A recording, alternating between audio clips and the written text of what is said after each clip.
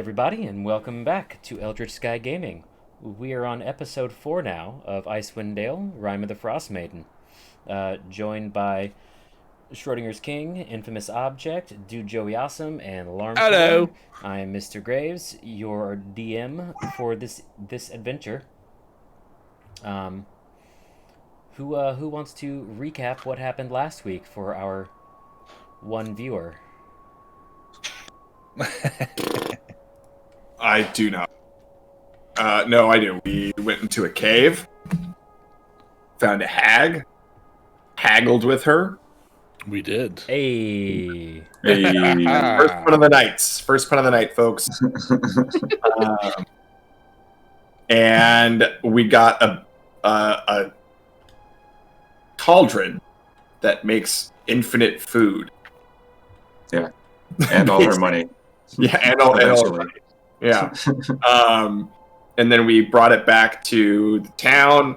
Town wanted to buy it from us, so we gave it to them for the money. And then we slept in the storage place they were going to keep it in. People tried to steal it. We killed them. And we found out that those people were spies for Nerth. Yeah. The Speaker of Targus. And they're called the Zentarim, I think, if my notes are correct. I can't trust my sticky notes. Does that sound right to everyone? Yeah, thugs from the Zentarim.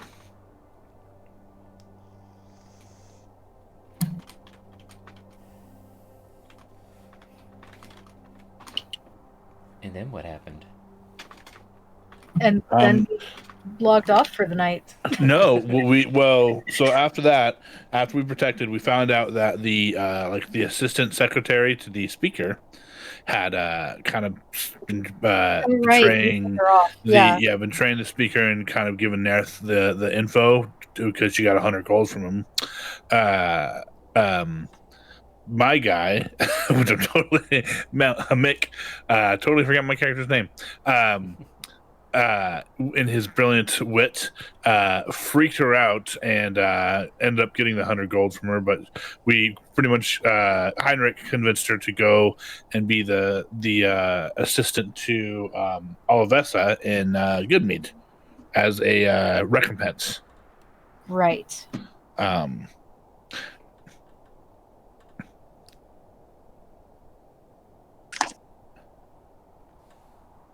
And I think that's where we left off because we did do the battle. Yeah, that's pretty much it. You guys got your long rest in, defending the Cauldron of Plenty, and yeah, it's the next day now. You've had long rests, and about mid-morning, after you guys have had a chance to get breakfast, the rest of the gems are delivered. Let's see, how much were you paid to begin with, and how much were you expecting still? I think it was 1 gem, 2. 2 gems were coming. That's right. So yeah, it was a total of 5, right? Yeah, for a total of 5. Yeah. Yes. Worth 500 each. A pretty little penny. Yeah. Which, before the gems would have arrived, each of you would have received 25 golds from Mick. Oh. Stating, here's a little, here's a little taste from last night's treasure.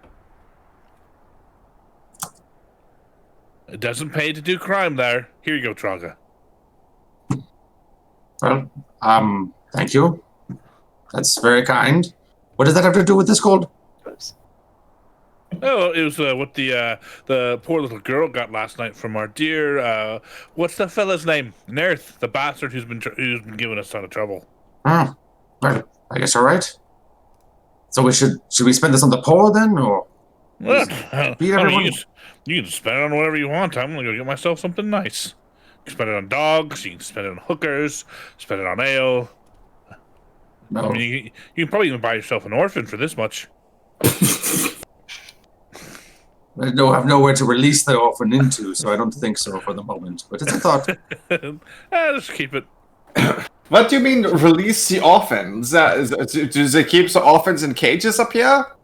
I'm only interested in catch and release of orphans. I'm not interested in, keeping them. Just Well, foster it's- them until they're healthy enough to reintroduce back into the wild, you know. What appropriate habitat like a hovel or something. I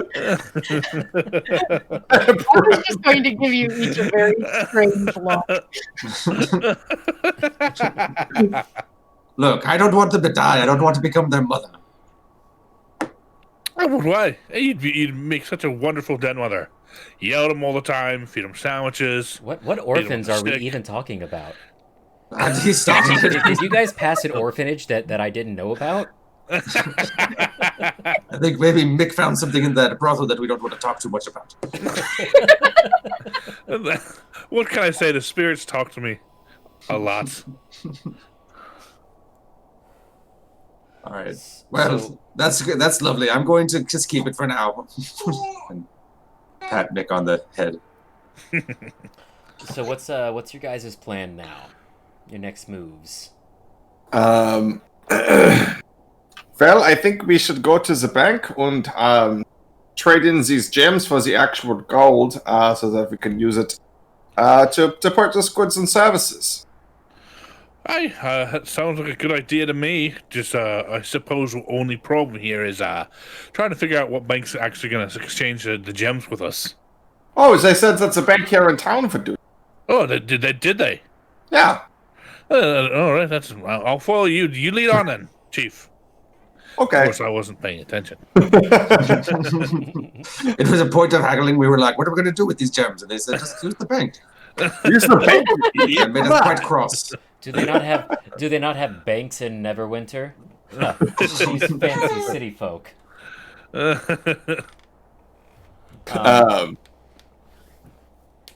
Yeah, so we'll head to the bank.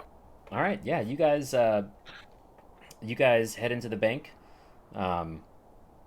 It's fairly sparse, you know, not a whole lot of decoration, and probably only one or two other people in here exchanging meager sums.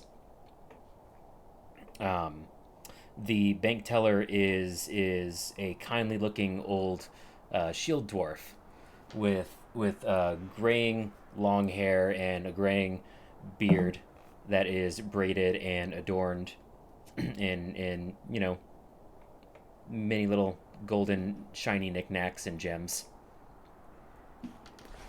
And as you walk in, he sees you and he smiles at you and waves and says, "Oh, welcome to my bank, friends." Oh, this is your bank? You're the proprietor of this bank here? Oh yes, I own this here bank right here. And you do the loaning to the people of the town? Oh, not a whole lot of loaning going on these days, but I do exchange some things from time to time, keep people's money safe. Yeah. How do you keep the money safe? Oh, You I have a got a safe? big old safe. That makes puts the money in the safe for the safekeeping. Okay, so good. If you would like to exchange some gems for the money. Oh, certainly, I'm happy to appraise those for you. Yeah, well, the people who gave them to us already appraised them, so we think that's a value for the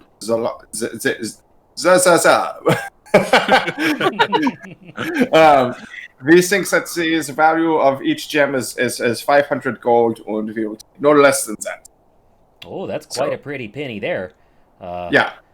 So Keep here in are mind, the. I will definitely have to take a look at the gems to make sure they're legit. You can never be too careful, you know. Yeah. Well, if they are not legit, we will have a very serious problem on our hands. Oh, That's- I bet yeah. you will. Yeah, we'll just go back. We'll just go back and murder him. It's not that big of a deal. Well, if we murder them, we still won't get the gems. That's fair. Maybe we can sell. Maybe we can sell the speaker's house. Maybe that'll get Muted, us, Kevin. get us the gold. Murdering is a big deal. Threatening, maybe not. Murdering, that's a big deal. All right. Let's bring it down a notch. Just go ahead and praise the front. and I don't know who has the gems, but I'll just take them. Yeah, the dwarf takes the gem, pulls out his jeweler's loop glasses and inspects them all very, very closely as he, puts down more and more levels of magnification, looking deeply into the gems. And he says, "Oh yeah, these are some pretty fine rocks, I must say. I'd be surprised if it wasn't dwarf hands pulled them out of the mountain themselves." "Well, you were told right. These are worth about 500 each, so that's,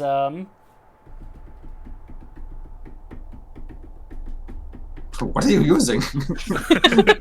Oh, I've got an abacus back here. Oh, an abacus. All right. Not that you were pushing on things like they were going to do something. I was confused. It's a very unique abacus. It's covered in gems, and it seems to be spelling boobs from my perspective. Oh, well, we like to have fun here.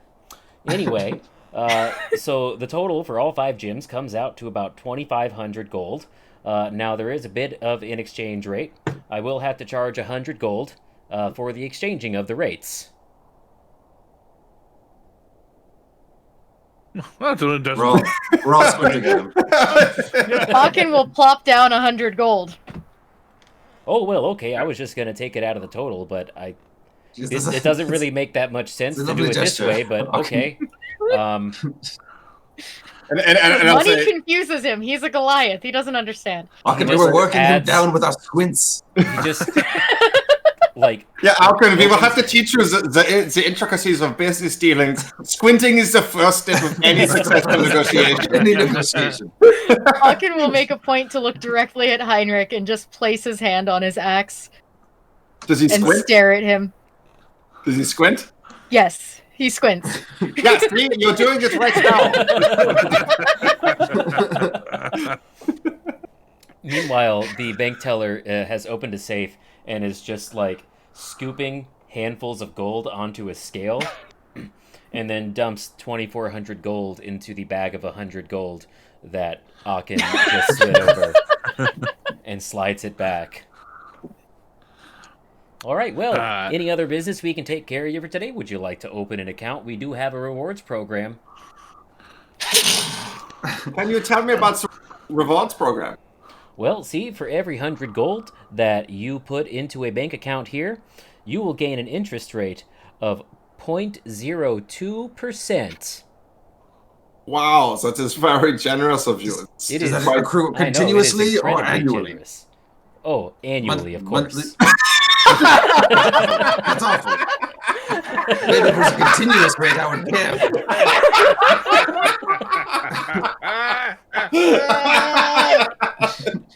Oh, accounting humor. It's great. This is our niche, our niche friend, accounting humor. We're our demographic is just accountants who play D&D. So if you are not an accountant, I'm sorry, but you have to leave the stream right now. Legally, you must leave. Or you must pursue a career in accounting. Which can be quite rewarding, from what I'm told. Maybe you too can open your own bank one day.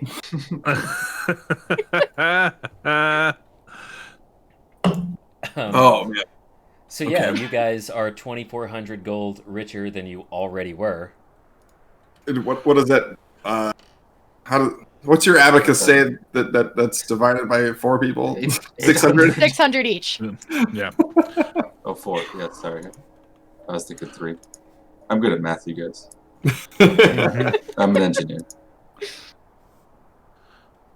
Wow, thank God my mic doesn't pick up the ghost train. Yeah, seriously. So we live near this. Apparently, we live near this steam engine museum, and there's been this steam engine train going off every day for numerous times a day in the afternoon. I think they've developed quite the ghost train problem. Yeah, it is a big problem. We've tried contacting the Ghostbusters, but they got to travel all the way out from New York, and we got to cover that, and that's a lot of money. So we do have a Patreon. You can subscribe to it. It is in the doobly-doo below the stream. All proceeds go towards funding the Ghostbusters. Thank you. In getting rid of our major ghost train problem. Which I'm fairly. Ghost trains aren't like your regular ghosts. They take a lot more effort. Yeah. It takes a ghost engineer to run a ghost train. Yeah, you can't just put a penny on the ghost track and expect it to derail a ghost train. You really gotta put some work into it. You gotta at least get a ghost penny. Yeah. How you gonna get a ghost penny? That's half the work right there. Yeah. So anyway, yeah, you guys are 2,400 gold richer, and what are you doing? So Mick's gonna immediately start looking for one an armor shop because he wants to upgrade his armor, and two see if there's like a potion shop to see if we can get some like potions. So I'll go join them because he wants to do the same thing. A blacksmith is not too hard to find. There's one pretty much attached to the general goods store. An apothecary is a little more difficult to find. Give me an investigation check. All right. I'm helping. Okay, give me an investigation check with help. With advantage. Let's see, here we go. 15. 15? Okay. Yeah. Yeah, you're able to find an apothecary shop. It's practically a little cottage squeezed between two other commercial buildings. And it's just got a little carved wooden sign over the door that says Bob's Baubles. I will walk in. I follow. Right. I giggle about the name a little bit. There is a kindly old dwarf with long, graying, braided beard and short-cropped gray hair who looks almost exactly like the dwarf from the bank. And as you walk in, he smiles and waves and says, "Oh, hello there. Welcome to my apothecary shop." No. Wait. Excuse me. No offense there, lad. You don't own the bank as well, do you? Oh, no. Don't be silly. I'm an alchemist. What does an alchemist do in a bank? No, you're probably thinking of my brother, Tom. Tom owns the bank. Twins? No. Yes. You know what? I'm just not going to follow that train of thought, probably because it's racist. I want an insight check to see if I can tell this guy. Go ahead. There he goes.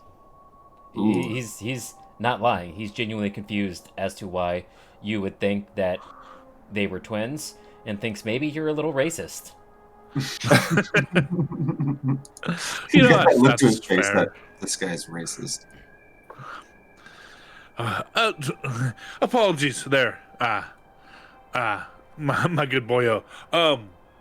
Listen, I'm looking for some good old alchemical regents that say restore the life force of a fine-looking adventurer like me and my friend here.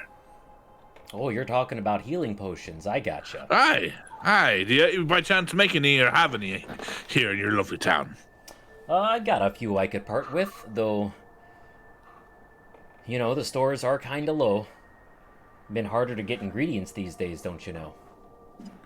I can understand that. It's a bit cold outside. It doesn't really seem like the snow lets up all that often. It's so cold.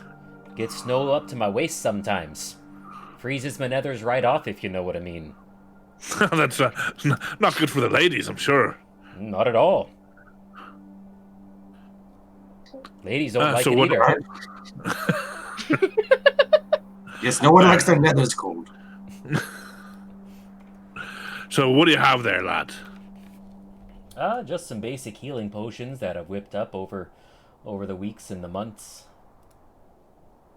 All right. And your price and how many do you have in stock? I've got 12 total I could part with. They are priced at 50 gold apiece.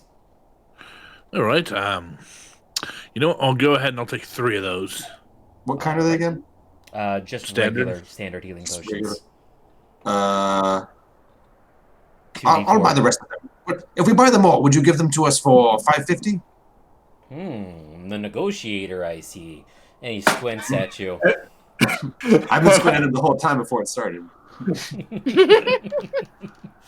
Look, I see this isn't your first time negotiating. How would I do 500 for all 6 of them? 500 for all 6 of them. That's a pretty steep discount. Give me a persuasion check. All right. Oh wait, isn't there 12? Isn't there 12 of them? Would it help if I'm squinting at him as well? There's 12 of them? There's 12 Yes, of them. there's Okay, 12 so total. 6. 6 is what I'm trying to buy.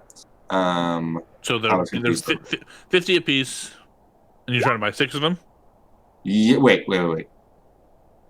I think I did my math pointing too. 6 of them at 50 apiece is 300. What did I say? Something really wrong. You said 500. You said 500. 500. I think I was trying to buy all of them. Yeah. I don't know why I'm trying to buy Yeah, them. if you trying to buy buy all all of them. 12, it's 600, or it would be. Yeah, no, I meant to say half of what it said. I meant to buy 3 more, buy 6 of them. I meant 6 potions, and I made it up to 600. But whatever. Let's say I'm trying to get 1 free if I buy 6. Is what I'm trying to do. Okay, so for 250. That's so perception, not persuasion. That was perception. Sorry. No, your persuasion was 18. Oh, I did my persuasion. Oh, Christ. Yeah. Okay. Yeah. So yeah, he strokes his beard as he squints at you, and you squint at him. And he says, "Oh, you drive a hard bargain, but ain't too many buying these days. So, I tell you what, you got a deal. 250 gold for 6 of these bad boys." Excellent deal. And I would start pulling gold out. There's 5. Is that 12? Start.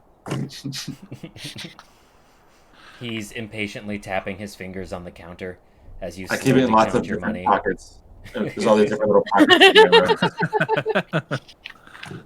I like to Sometimes imagine it's smaller that bags. you started doing that after you met Mick, to make sure that if he ever did pickpocket you, he'd only get some of it. Yes, and he'd really have to dig.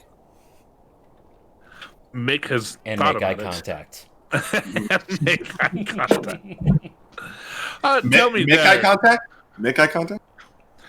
Tell me there, old fella. Make eye contact? Huh? Oh, jeez. That's going to be a de-inspiration for Heinrich. Tell me, old fella, do you by chance have anything else useful in the store? Just out of curiosity. Well, I guess I got some antidotes for common poisons. I also got some common poisons. Big sellers, those. That's what I like to call vertical marketing. That's not bad. Tell me what effect do they have on a body if I were to say sling one of my arrows or daggers in one? It'd probably sting real bad. Probably cause some diarrhea too. All right. That's if we're trying to off a fella, he'll be having really bad diarrhea once he's dead. Dehydration is no joke. That's also. So when you said common poisons, you're just talking about soapy water? Oh boy.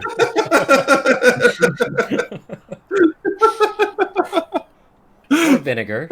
Or vinegar. Yeah, there's like one thing this guy does well, and it's basic ass healing potions, and everything else is just like, see if this works. All right. Mick will retract and wait for Traga to finish unleashing her carrying bank. Okay. Yeah, she's done by then. They're done by then. Yeah. That transaction is over. So you have 6 healing potions now, and Joey has 3, which I believe leaves only 3 left. Oh, I meant for us to buy them together. I was buying 3 more. Oh. Oh. I thought you bought Yeah. 6 more. Yeah, my point was that it was to buy in bulk. I was going for the Costco deal. Oh. It's okay. I could have Yeah, spent that and buy more potions. That's okay. You guys can do that if you want. What would The you other guys say do? if it was 250 for the 6 of them, I'll just say I paid half and you paid half. That's what I was planning. Yeah. Okay, Okay. cool. We each get 3. Works for me. All right, and then I'll head out to a blacksmith. Okie dokie. Aachen and Heinrich, are either of you buying any healing potions? Because well, they bought all of them, right? No, No, there there's are six left. six left. They bought half Oh. of them. Oh, okay. I will purchase. Well, I've purchased 3 of them. I will ask you to discount. You might want to You're drop cutting the out. Oh, your sensitivity. You might want Probably. to drop it a little bit. yeah. Now that I'm not eating. Yeah. Okay. Yeah, I will buy 3 of them, and I will pay you 150 gold for 3 of them. Yeah.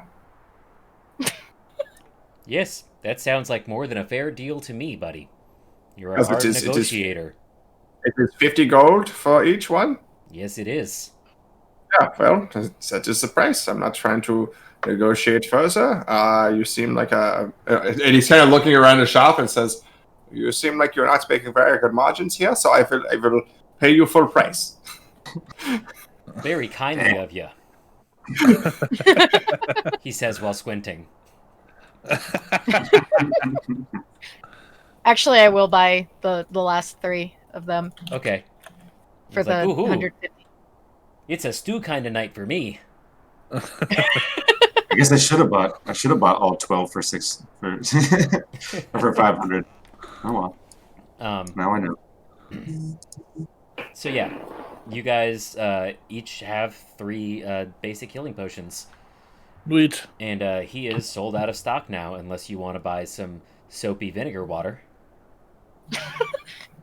It makes I a don't great think that'll fly be- trap too. Maybe it'll make that rotting head smell not so bad. That's Hawkins been carrying around. Hey, it's not that bad. You Who's get used to carrying it what after a now? while. No, I just said, you know what? Nothing. Just and I start pushing everyone out. Have a good day. Have a good day. You guys really need What to a work weird on your bunch, social. he says as he counts his coins one by one happily. You're just enabling Hawkin carrying around a rotting piece of flesh. It's in the That's- bag. It's unsanitary, Hawkin. It's still pretty It's in a weird. bag. It's still pretty weird. All All right, so all right. you went to go find the blacksmith.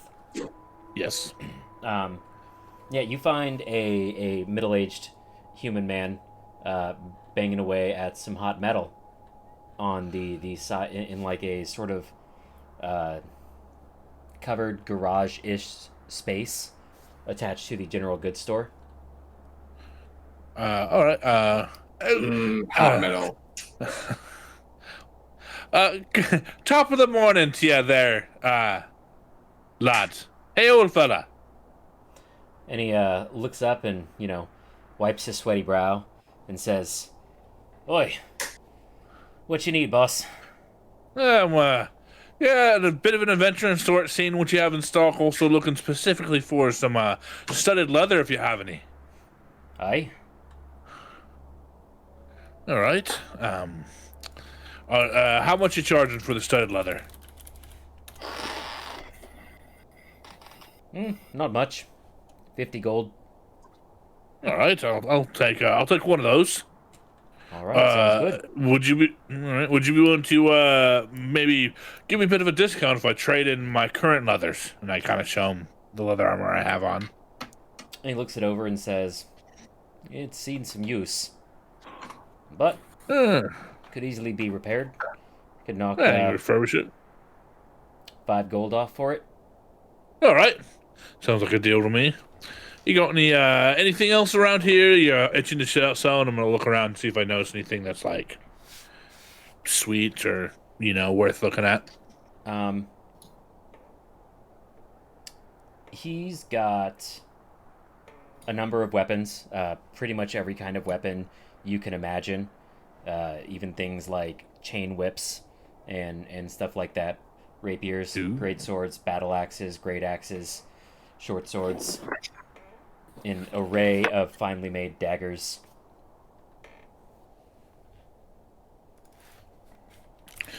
Got any? I'm gonna look at the. You know, let me see.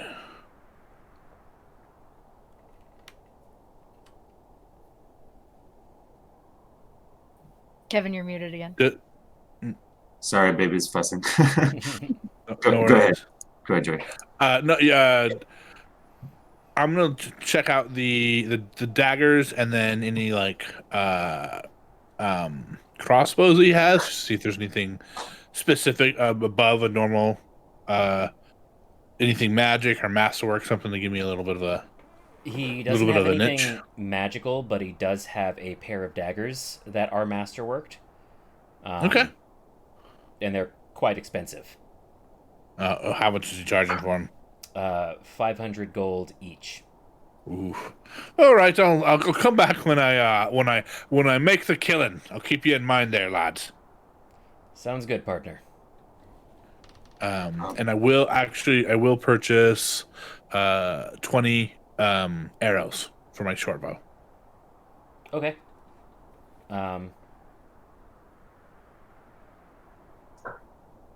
Call that 10 gold. Okay. Cool. Perfect. So I want to ask you something real quick, Mike. Is there any reason wearing like metal armor is bad? Like, should I not want a breastplate or chainmail because of the inclement weather? No, it doesn't really have any effect on how you weather the weather itself, because you are still wearing cold weather gear. Right. Probably Sure. both That makes under sense. and over it.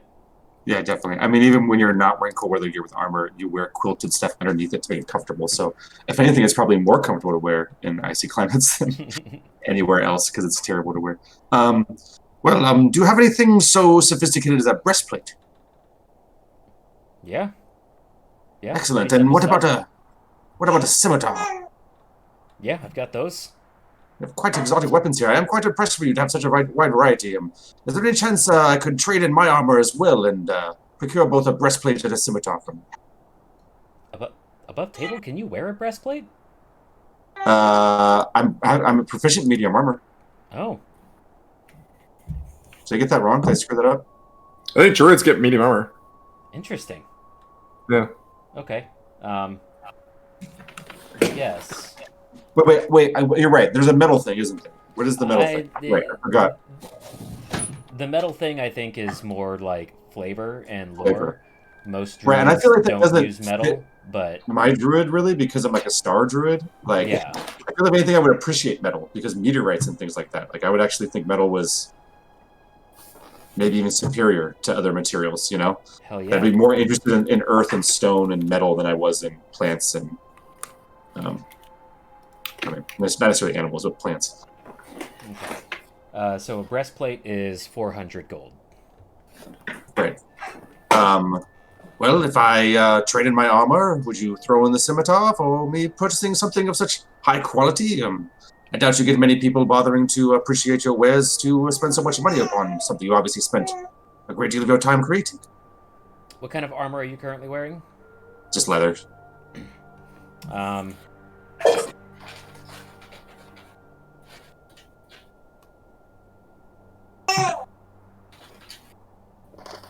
Give me a persuasion check.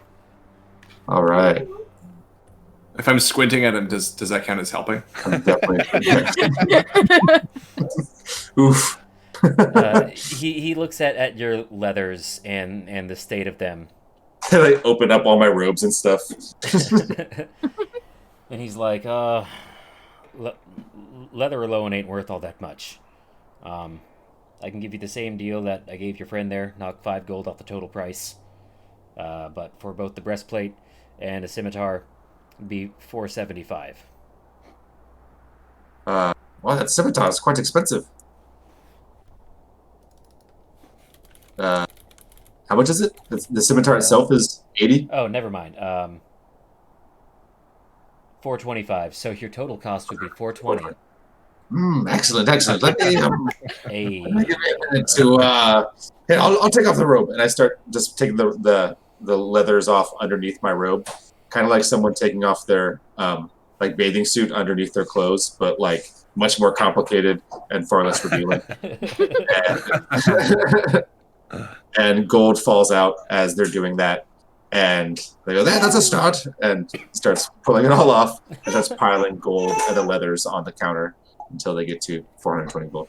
Okay, yeah, he gives you this look while you're doing this, and looks back at your friends and just sort of leans over and whispers to them, "Are they wearing anything else under that robe?" That's not a question you really want to know the answer to there, oh fella. Aachen just You're shrugs. You're right. Some things are just better left unsaid. And he turns back and fetches the scimitar and the breastplate for you. Take your time. I should air out a bit, probably. And he just scoops up the gold and puts it in a pouch, and then picks up your leather armor with just 2 fingers, and sort of carries it over and hangs it on something to air out.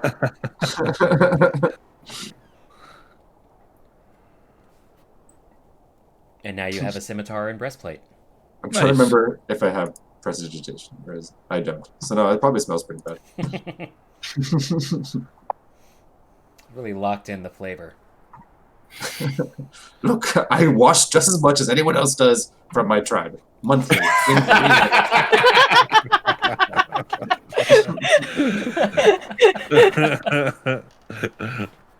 Oh, goodness. I do an oldest profession bath every morning and evening. It's a hose bath. It's a hose bath. It's the oldest profession. Do you bathe in mud? Is that what you bathe in? No.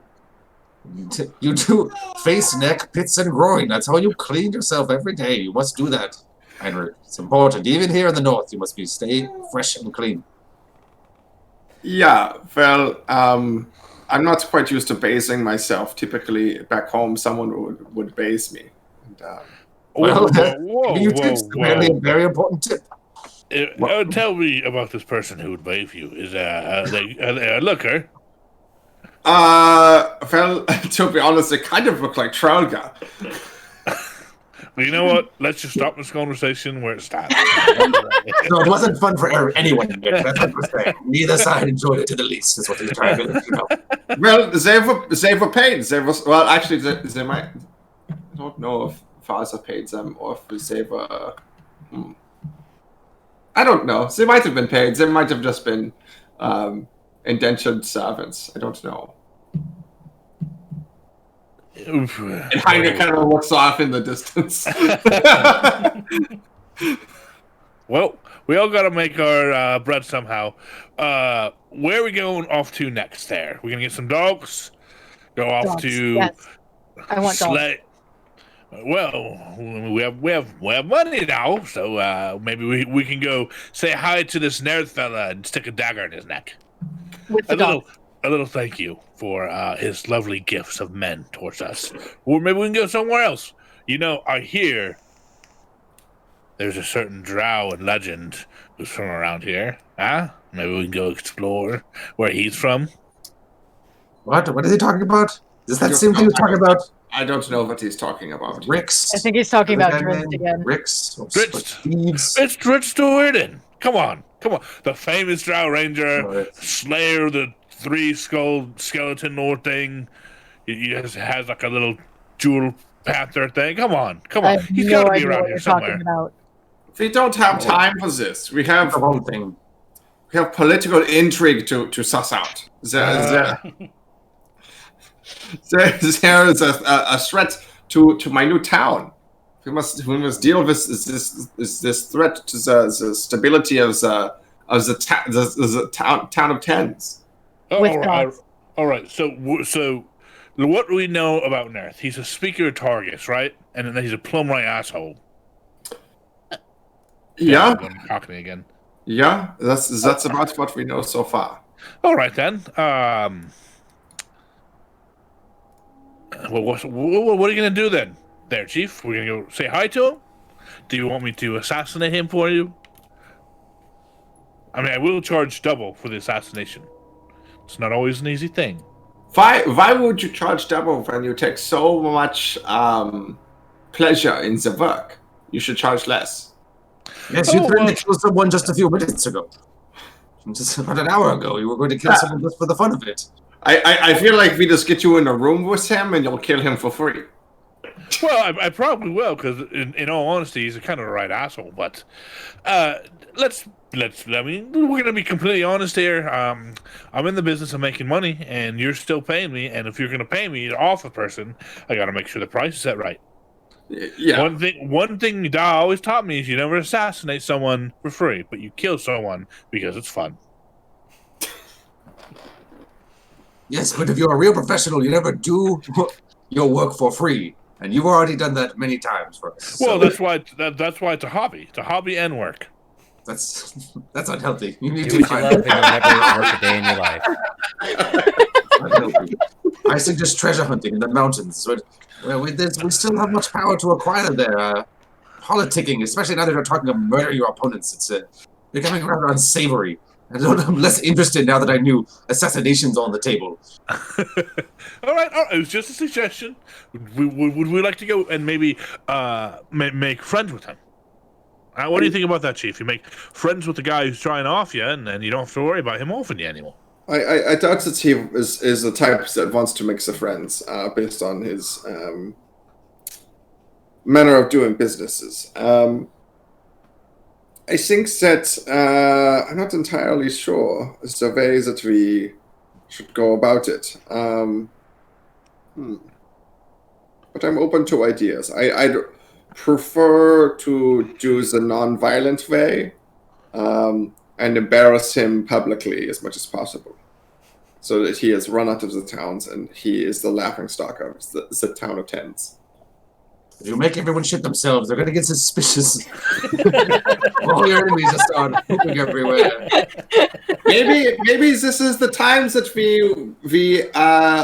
rebrand, or like we redo the prank of the poop in the cup. Instead of making them poop the pants, there's poop in his beer.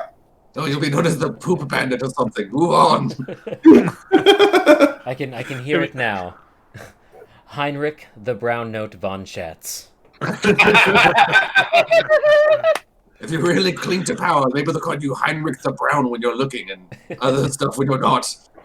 Well, I'm already Heinrich Giant Slayer von Schatz, yeah? Yeah, So- don't become shitlord von Schatz. Well, I don't know. There are other ways to embarrass them. Maybe we get him in a room with like some sort of reporter, and we catch him in a compromising position, and everyone sees it. And some What sort of- reporter? What kind of journalism do you see in this community? I don't know. Maybe it's a new paper. And says that A bard. You're looking for a bard. I am a bard. Well, you're not very good at it then. You're looking for someone else to do your job. That is your position in society. You're supposed to do that work. What are you doing? Nine. I am a different kind of bard. I'm not the Are kind you an of bard. intern or something? No. I'm the bard that does the speeches, or not the singing. Not so much the singing kind of Yes, you don't bard. have to sing, but you have to look. Do this you is your see? job. I have an accordion. That is the only instrument that I know how to play. Have you been to a concert where the main act is an accordion? No. Yeah. No one goes to those concerts. Yes, it was unusual Yankovic. He is quite humorous. I mean, in all honesty, Courtney's actually kind of a hit in the lower slum in Neverwinter, but that's beside the point. Look, I don't want to hear this bullshit about Yankovic not being an A+ musician and the accordion somehow being superior. I just got it. Wow. Yankovic. So I don't appreciate you deriding yourself, and we don't need outside help. And I'm sick of this. This is small town politics. I can't believe I wanted you to care so you would let these people not be savaged by the nature. They're fine. They're fine. These people, they're working out. You left a representative. They just go like slap him with a glove or something, and then tell everyone that he does eat poop. I don't know. Don't make him eat poop. This is ridiculous. So first off, Kevin, take inspiration. Second off, what's the plan, guys? What are you doing? I want dogs. Dogs? Okay. Oh yes, the sled dogs. Dogs are sled. A sled is 20 Dogs gold, is a sled. and dogs are 50 gold each, and you need at least 2 dogs to carry you guys. So that's 120, and we also need food for them. Yeah, which will be another 10 gold for dog rations for 2 weeks. So what's the Okay, total? cool. I think we should all split that. So 140? 140. No, 130. 130. Okay. I will pay for that because I've been asking for a dog since session 1. I don't buy. It's like per person. I'm not buying anything else. Well, it's like per person though, right? Like a sled and 2 dogs for each person. No. A sled is big enough for all of you guys, pretty much. Like you're gonna get real comfy and cozy, but one dog can carry 360 pounds, so you just need 2 dogs to carry, all of your guys' weight. And I think that probably gives you like 100 pounds of leeway. Cool. Yeah, I don't mind spending the gold for this. I saved my money. I'm buying a dog. I'm buying puppies. Oh, yeah, we're right. I mean, Now, what are you naming them? Yeah. What do they look like?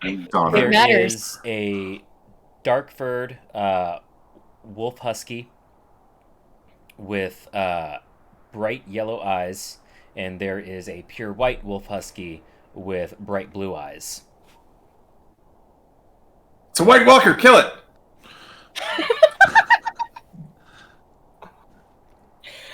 Okay, just because you said that, the white one will be Stark, and the black one will be Brimstone. That was fast. I already got a cease and desist from HBO.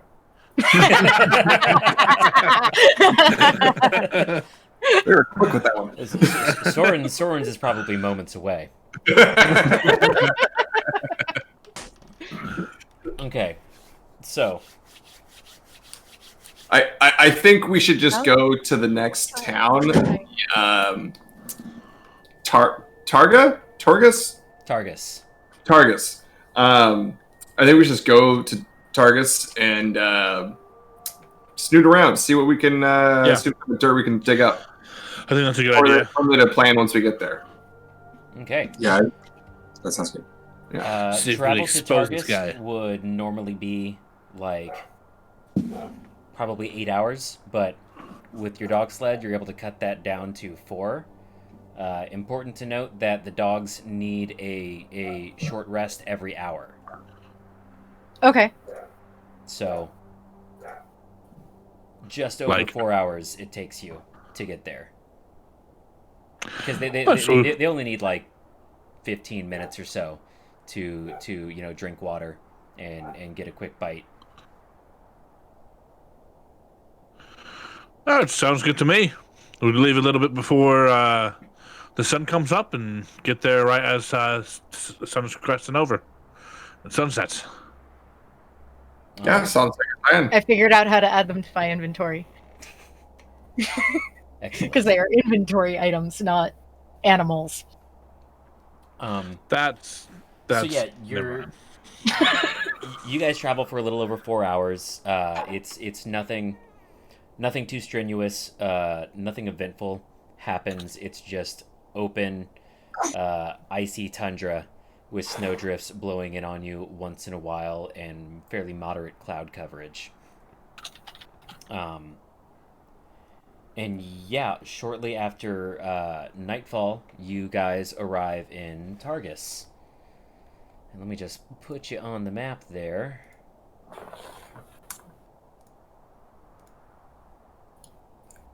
Can we take a quick break? Is that possible? I suppose so. Okay. I drank a lot of fluids before the game started. Valid. Let me get us on the Targus map.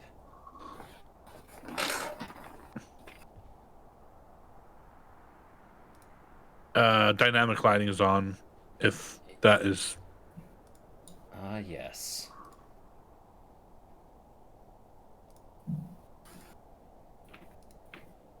There we go. Oh, it's very circular. It's got a lot of walls. You wanted to go to the north, right?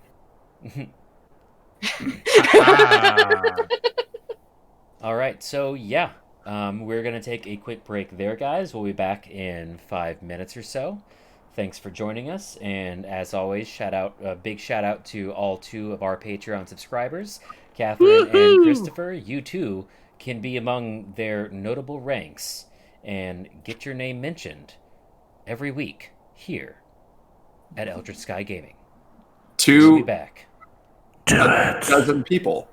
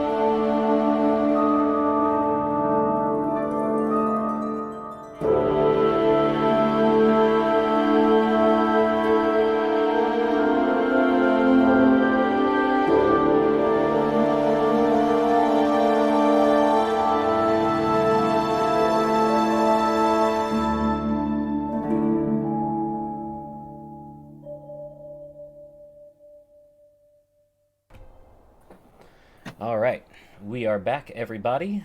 Thank you for being patient.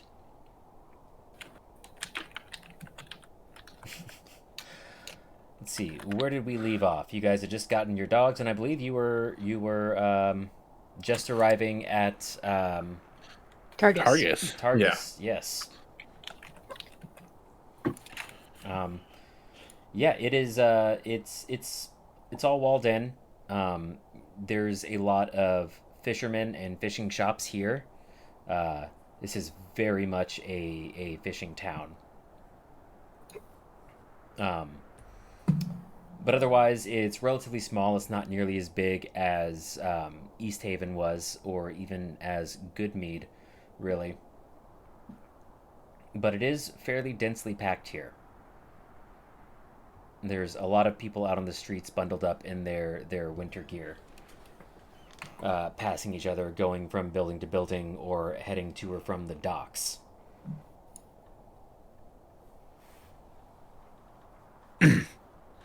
Oh, what, how about we all go, find a tavern and get an ale? So this cold is really starting to get old. Yes, warming up some soup by the fire. That's what I think we need. Yeah, and hearing the goings on of the town.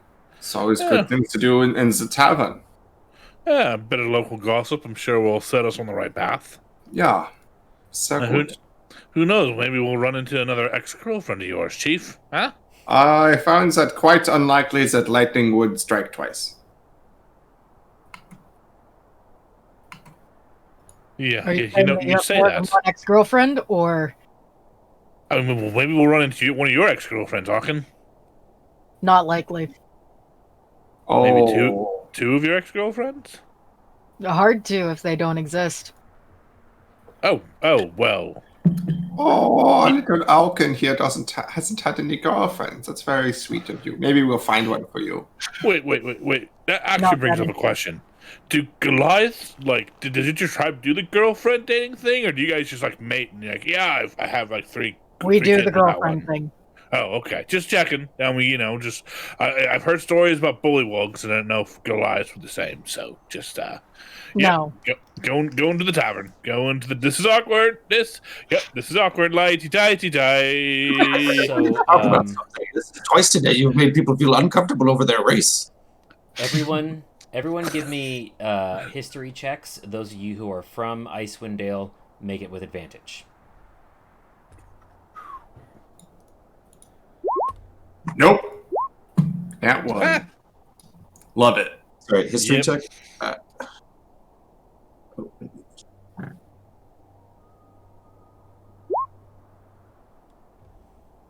actually rolled good on a history check for once. Not better than me. You actually know more about the Trogga. That means that I rolled a 19. Yeah, so Aachen and Trogga, being from around here, know that the most popular place to get a drink in Targus is the Luskan Arms, which is actually the oldest pub in Icewind Dale. It was the very What's first. it called? It's called the Luskan Arms. The hell's a Luskan arm? Yeah, what does the sign look like?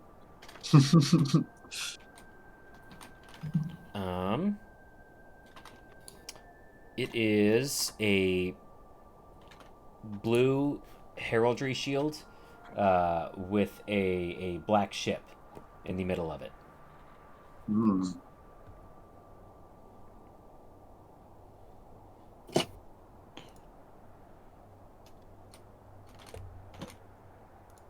Everyone give me perception checks, though, as you are approaching the Luskan Arms.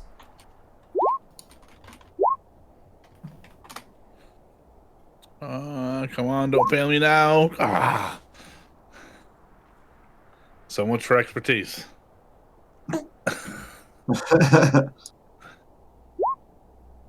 Oof. Wow. Batting 1,000 today, guys. You all made it. It's all above 10. Okay. As you Very trudge midway.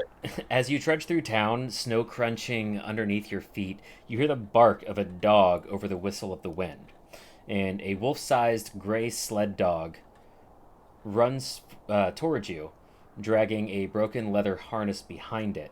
And as it runs towards you, it jumps at Mick. And Mick, give me a strength saving throw. Oh no. 4. Oh, This dog tackles Mick to the ground and is just aggressively licking his face and whimpering. I get off. It's okay, boy. It's okay. Just don't bite me. Please don't bite me. Hawken, get the. It's okay, boy. I had Stromboli in my mouth. Hang on. Yeah, Aachen will try to grab the dog by the scruff of his neck and just pull him off of Mick, and then be more gentle with him. Yeah, Mick going up and like wiping all the slobber off his face will kind of like approach the dog and inspect him and see. Probably if you notice that the dog coming at him or like the leather harness, see if there's anything that signifies an owner or anything evident. I mean, there's probably definitely an owner. This is hands down a sled dog. It's wearing the exact same harness that your dogs are wearing, but you can see that some of the leather straps have been chewed through. Hello there. And as Hello you're there, inspecting it, it's you can tell it's stressed. Its tail is tucked between its leg. It's panting heavily. It's whimpering. And as you're inspecting it, it is actually grabbing at your pants and your belt and anything it can get in its mouth and trying to like drag you and like pull you in a specific direction. Somebody's falling down a well. We must go. We must go. Aachen's gonna take out a small handful of the kibble that we got, and he's just gonna give it a piece. It's going to happily eat it up, but it's still going to it turns and like moves away from you a few feet and then stops and looks at you and like whimpers as it makes a circle. And every time we stop and start, Aachen will just keep giving him a kibble piece. I'll say to Trolga, you're the one that speaks with the animals. What does this one want? Yeah, that's what I'm trying to do. I cast Speak with Animals. Okay. And I go, what do you want? Is there danger? What are we doing?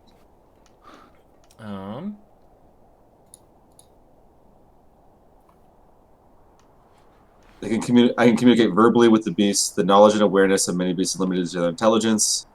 Okay, beasts so can give you information on your locations. Yeah. You just get this panicked barrage of dog brain speech directly into your mind. And he's like, Dad, Dad's in trouble. Dad's in trouble. Dad needs help. Gotta go see other Dad. Gotta go right now. Come on. Troga stands up and goes, we have to save him! And we starts running off after the dog. So much for a night's mead, and I'll start following. Okay.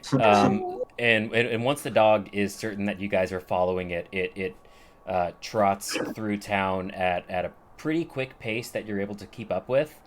And it leads you to a fairly modest dwelling. And once it can see that you are, like, you can see the dwelling, it runs up the porch and starts frantically clawing at the door. I follow up behind it and check to see where my friends are, and if they're with me, then I open the door. I go, "Hello, we're friends with the dog." As you're approaching, before you're able to open the door does open, and a handsome, middle-aged, blonde-haired man stands on the other side, who immediately looks down and says, "Hey, boy, you're back," and leans down and starts petting him. He has not noticed you guys yet, and he stands up after giving the dog some good head pats, and he looks up, and when he sees you, there's an expression on his face as his smile fades that you can tell you weren't who he was expecting to see, and he says, "Who are you? Where's Garrett?" Ask the dog, "Is this who we're looking for? What's going on, dog?" Yes, this is Dad. Oh. Well, the dog says you're in trouble, and we thought you were dying, so I came running. The dog said, "I'm in trouble?" The dog's been gone for over a week. Dad's with Garrett. Oh. Well, that's probably.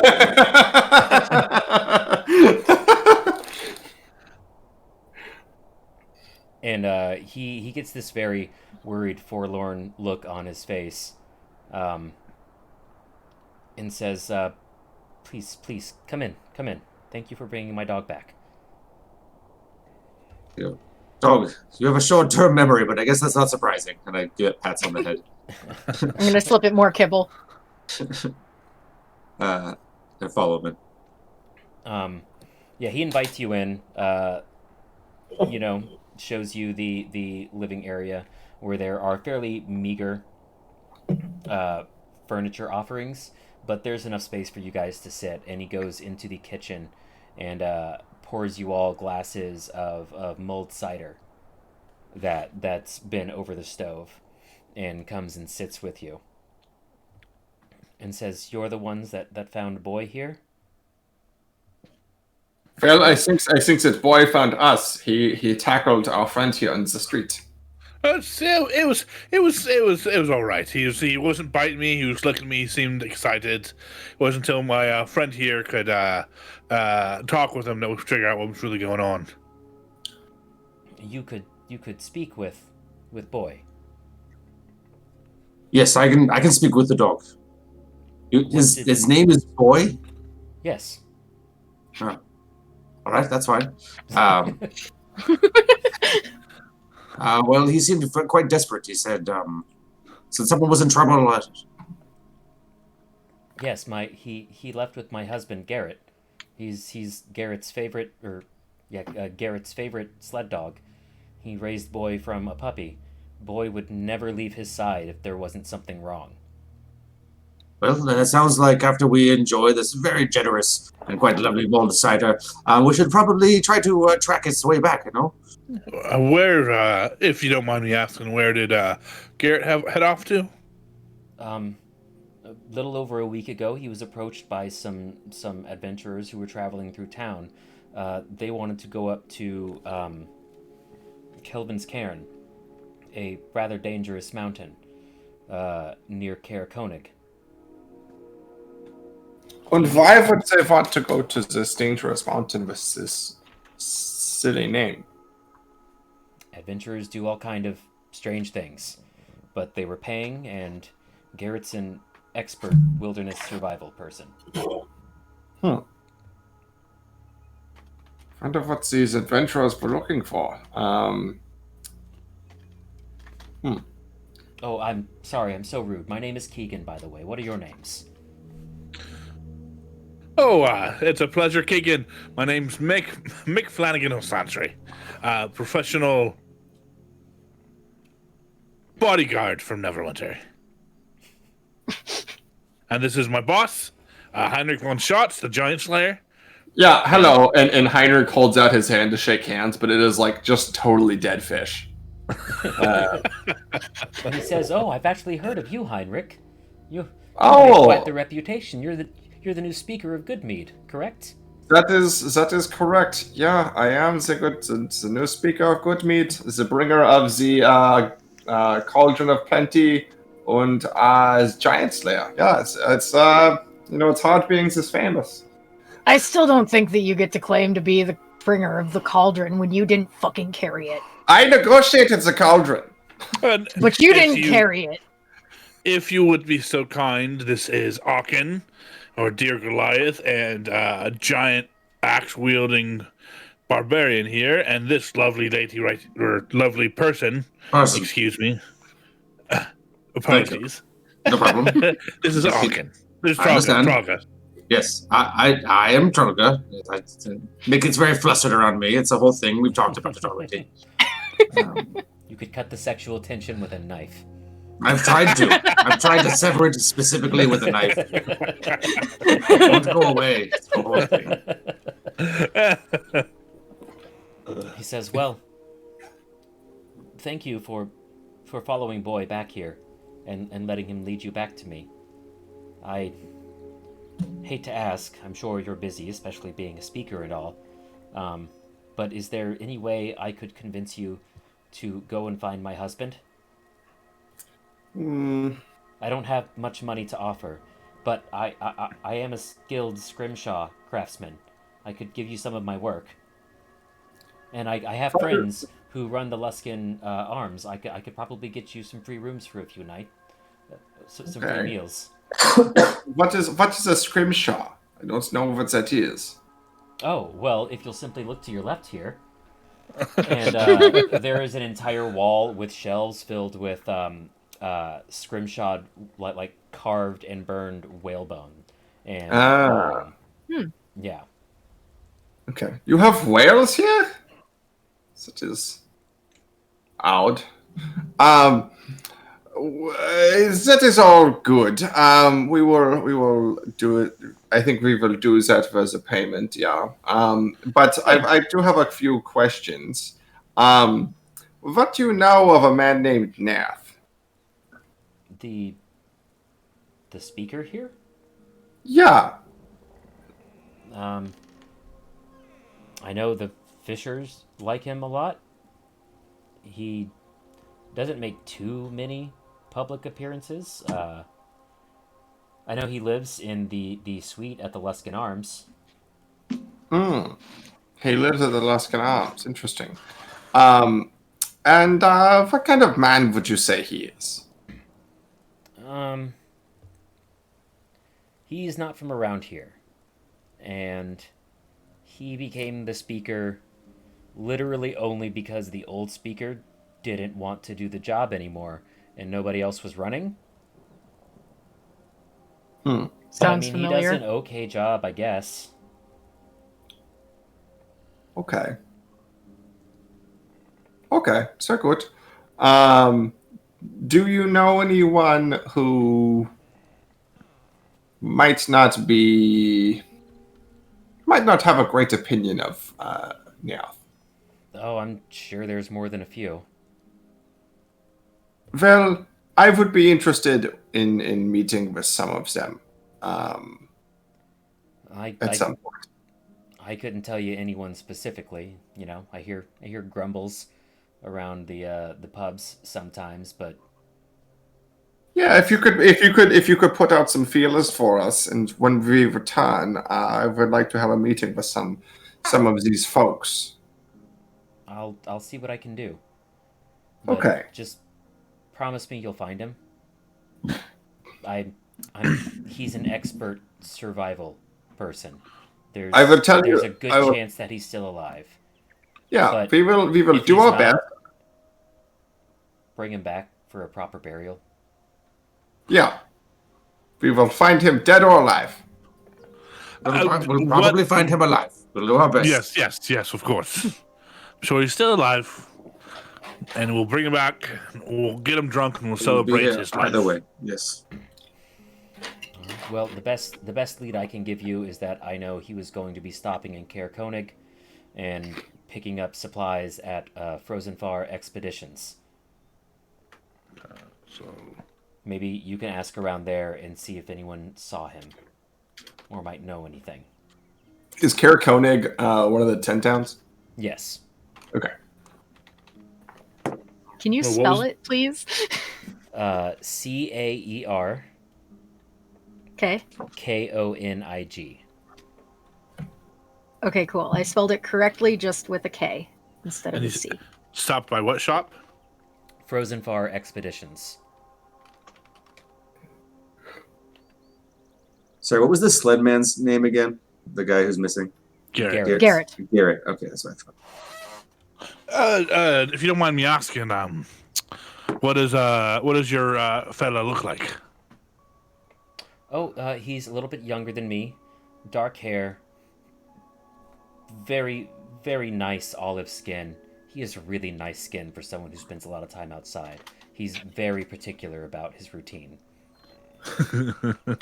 That's as one does. Is a good sign in a man. Human, like me.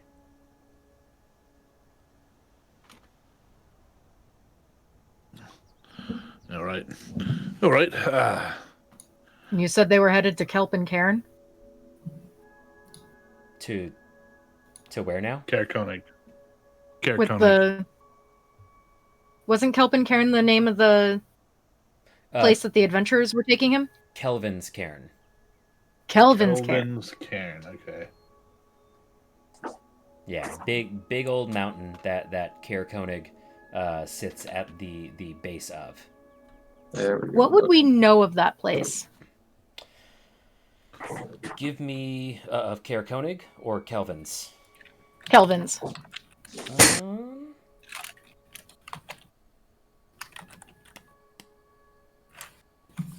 Let's see. Give me a history check.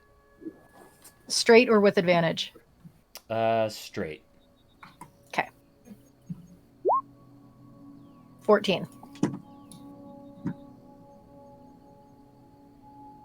Okay. Can I help maybe? Because I would probably want to know too. Yeah. So yeah, with help, I'll allow. Well, how do I just do it? I'll just do one roll at mine if I have to do a reroll. Yeah, go ahead. Probably not. There we go. Dirty 20.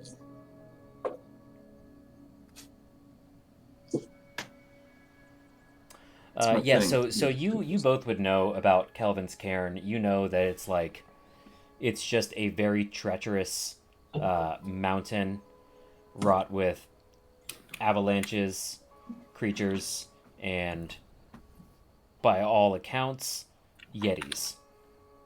Ooh, yetis. Ooh. Okay. Do we have reason to doubt the existence of yetis, or do we believe in yetis? I mean, I think that's up to you, my dude. What does your heart tell you? I think I believe there's yetis, but I want to know if other people think I'm crazy for it. For that, probably not, but for many other things. But I might blame the yeti thing, so that makes sense. That's good. That makes sense to me. I would like to think that yetis are like a conspiracy theory. Nobody's ever seen a picture of a yeti. They're also blurry. You haven't been looking hard enough. The truth is out there. He wants to believe. So yeah, what's the plan, guys? I think we need to go save this man. I mean, I understand you have some political dealings in this town, but they must pale in comparison to the life of this man. I don't know, but okay. They do, but they absolutely do. I mean, the boyo is in trouble. I'm not saying we need to leave tonight because it's dark out, obviously. And how far is it to get to Koenig? Koenig by dog sled Wolf. will take you 6 hours. Ooh. So how about this? How about we go head up the tavern for the evening, and we can listen in on some wily gossip, and then we leave. We'll say an hour before sunrise. Get there an hour after sunsets, and take it from there. Does anyone have any objections? Yes, that's sensible. You're right, Mick. You're right. Well, sensible is my middle name. Actually, my middle name. I thought it was also Shantry. Oh, Shantry. Well, it's It's complicated. I have a complicated past. All right, and I walk off in the distance. Before you That's what guys people leave, say when they're lying. before you guys leave, Keegan will take out a piece of parchment and scribble a note on it real quick and sign his name and says, "Here, give this to the bartender over at the Luskin Arms." It's very gracious of you. We will do our very best, Keegan, and we will find your husband. Thank you. Tetra alive. You need to not emphasize that so Hopefully much. alive. You're not. He's a politician. I'm sorry. Yeah, see, Before leaving, Auken's gonna slip a little bit more kibble to Boy. Okay, Boy will eat it, and he follows you guys out. no, boy, you're supposed to stay here with your other dad. Boy barks. And Keegan goes, I look up I think he wants to help you guys find Garrett. That's fine. Suppose that's one way. He's gonna have a nose for him. Yeah, Phil, he's sleeping with you, Alkin. That's fine. More than acceptable. Like that's what I was hoping. I you'd see say. this as a total win. Yeah, Now we've got 3 sled dogs. I don't see a problem. exactly. Okay, yeah, you guys get to the Luskin Arms, and the walls are nice and thick here, and it's fairly warm from the fires burning inside, but the floorboards themselves are practically rotted, and drafts frequently come up from between the floorboards that chill your feet and ankles a bit. Otherwise, the place is fairly packed with people after their day of work, either fishing, working the docks, or whatever else they do.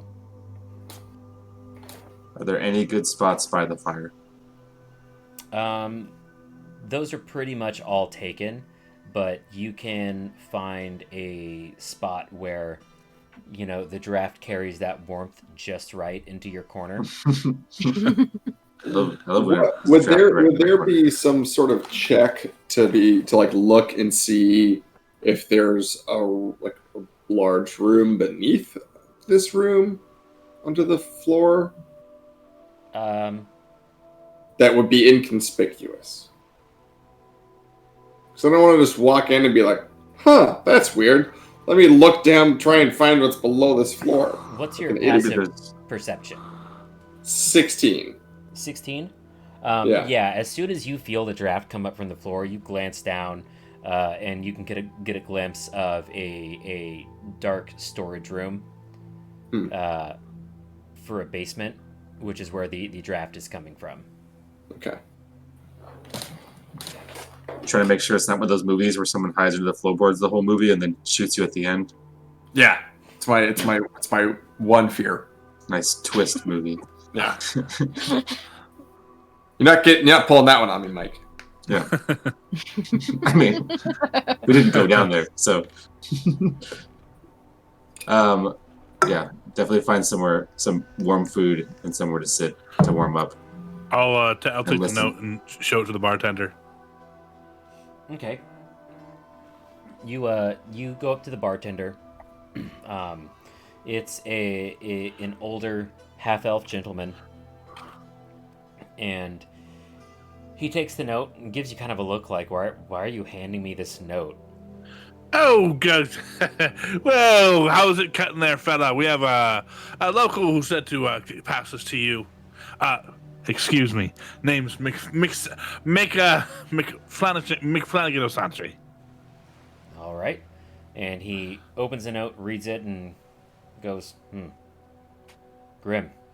All right. Well, Keegan has offered to pay for your rooms and food for the night. Oh, such kindness. It will be doing him a favor. That's, so. I can see that. It's appreciated. Garrett's a good man.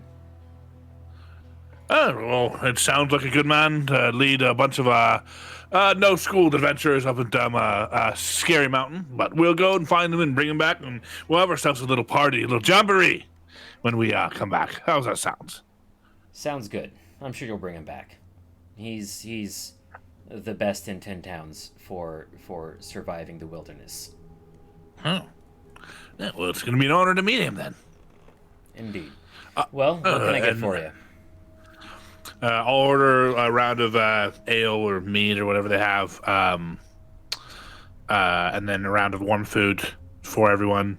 And then I'll ask, as he's like taking the order, like, tell me, since I'm new in town, the speaker, what's the fellow's name? Taryn, right?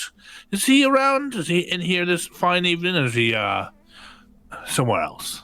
Nerth, and yeah, he's probably in his room. Yeah. All right, just keep an eye out. Thank you, sir. And I'll scoop up ales and bring them back to the table. All right. Yeah, I'd like to just listen in on kind of the general hubbub that's going on in the town. Okay, give me a perception check.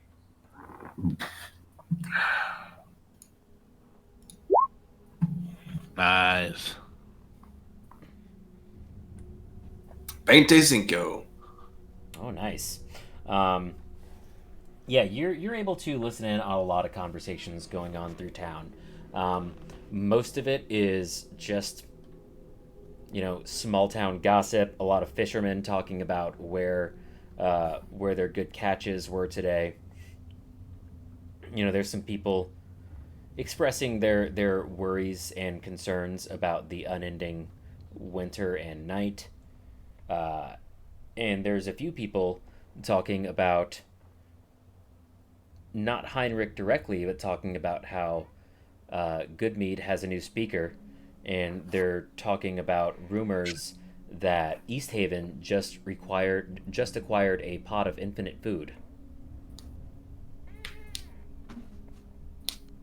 I'm so curious as to how that's going to affect the local economy. To free up people's monies for luxury goods instead of just food. But it's not an infinite amount of food. It's like a lot of food, but it's not an infinite amount of food. So it's like, does it like put so much in the market that it lowers the prices for everything else? Like, how does that work? Yeah, if they start selling it out, that's why it actually works better as a public good that you don't charge for, because then it can only go so far. Like it can only affect a very limited number of people in that town, rather than them trying to then export it to other 10 towns. It's like, get some stew, some exported stew. It's like quinoa. Sorry.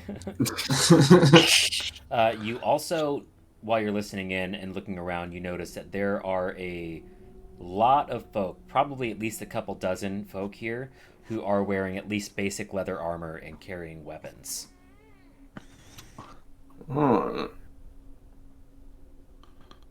Is that like more so than the other towns? Yes. The other towns is really just like regular villagers, and this one actually has armed people around. Were they like adventurers, or are they people who? They're all wearing roughly the same gear, which would leave Heinrich to assume that they are all basically the militia of this town. Yeah, I mean, and just like definitely what Trogga does whenever they're sitting and like being warmed by the fire, they're also watching and listening. They're a big people watcher, so they're participating, in that same thing. But, okay, but yeah, I mean, you'll notice basically the same thing about those people, that there is a higher rate of armored and armed people than you've seen in the other towns. In fact, give me a history check, you and Aachen both. Trogga and Aachen, or Trogga and Aachen. Okay. Killing those history checks, Aachen. Killing it, Trogga. Killing it. Oh my god, yeah, seriously. So I don't know, they look like a bunch of fascists. You do know that Targus is a pretty well-protected settlement in 10 towns, specifically because Nerth does command a militia army of roughly 200 people. Jesus.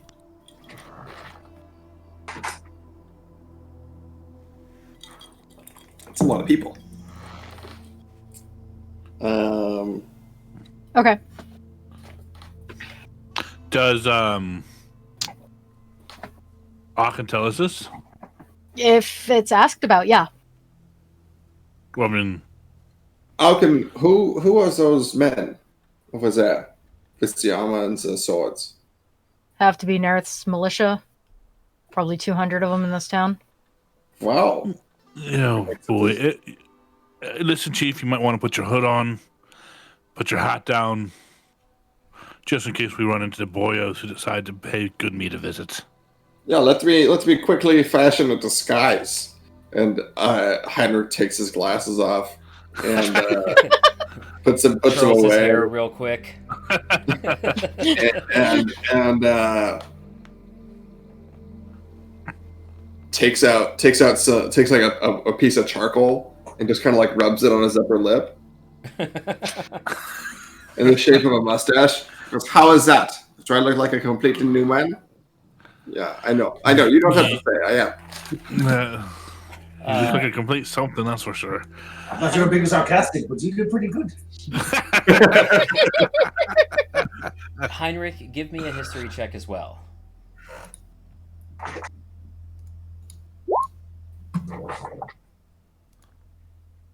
Okay. So as after you're told that these are most likely Nerith's militiamen, and you're,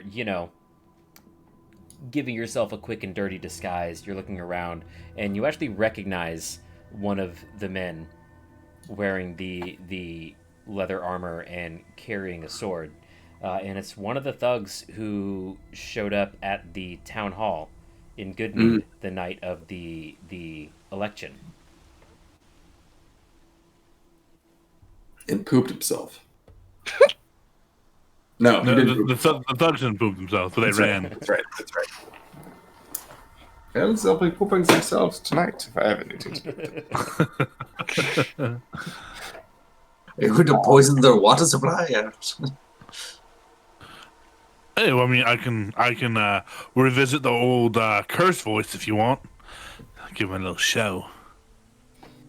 Well, I don't sense that is necessary right now. I think we want to kind of keep ourselves under the radar, so to speak. All right, that's fair. So I don't know what radar is, but it's an Elvish term. We don't want to raise suspicions of ourselves. So let's not do anything too rash. We'll just enjoy our food and beverage and get a good night's sleep and try and avoid a conflict with the local authorities until such a time that we have met with people who are interested in deposing of the leader of town. All right, that sounds good to me, Chief. All right, so you guys are just eating, having a couple drinks, and then going to bed? I think so. Yeah, I think if we're not hearing anything of any use at this moment, I think that would be the appropriate course of action. Yeah, not particularly. So, okay. Yeah, you guys get a hot meal, have a couple adult beverages, and get a good night's sleep. Your 2 sled dogs? 3 sled dogs. Boy counts. Boy does count. I'm going to assume that they just all sleep cramped in bed with Ogden. Yeah. Absolutely. I spend this evening, this is our first evening with them. I ritual cast Speak with Animals. My notes are very important. I sit in a circle with Aachen and the dogs and go, all right, hello, my name is Trolga. This is Aachen. And do a little introduction of everyone. Your job is to pull the sleigh, all right? You will do that for num-nums and rubs and things, but don't bite anyone unless we tell you to, and don't go wandering off. And And the black sled dog, Brimstone. like cocks its head and then raises its paw and says, "Food." There's a lot further to get than food, but we'll start with that. Okay, but it wants food for not biting us right now, I think. Akin will give it a little piece of kibble. I'm actually decent at animal handling, but yeah, just pretty much. I'll probably do that like every morning and evening to like help train the dogs. And Okay, I mean they are trained dogs, right, like they're work dogs. They know what commands to follow. They know how to pull the sled. They know what their job is. yeah, but I'm gonna like super druid train them with my magic talk. They're gonna be our new powers. best friends, Mike. Yeah. Okay, but they're not But yeah. competents. No, That's fine. That's fair. I don't expect them to actually accomplish anything. No. But if something really bad is happening, I expect I might be able to get them to do what I want without speaking. They could most they could do, if like absolutely necessary, is probably give you like the help action. Mostly it would be like they're panicking, something bad's happening, and I make them stay somewhere or run away somewhere is probably the most I'm expecting from them. You know, Fair enough. That would be Their great. job is to be adorable and stay alive and Yes. drive us places. Yes, exactly. Agreed. All right. So yeah, you guys get a long rest in with the dogs. And morning comes. It is a few hours before sunrise. Yeah. We get up and get breakfast and head on. Get over on- get on out. Get on Can out. I use my leather workers tools to fix Boy's harness? Absolutely. Cool. I'm gonna do that. Okay, yeah, I'll say that you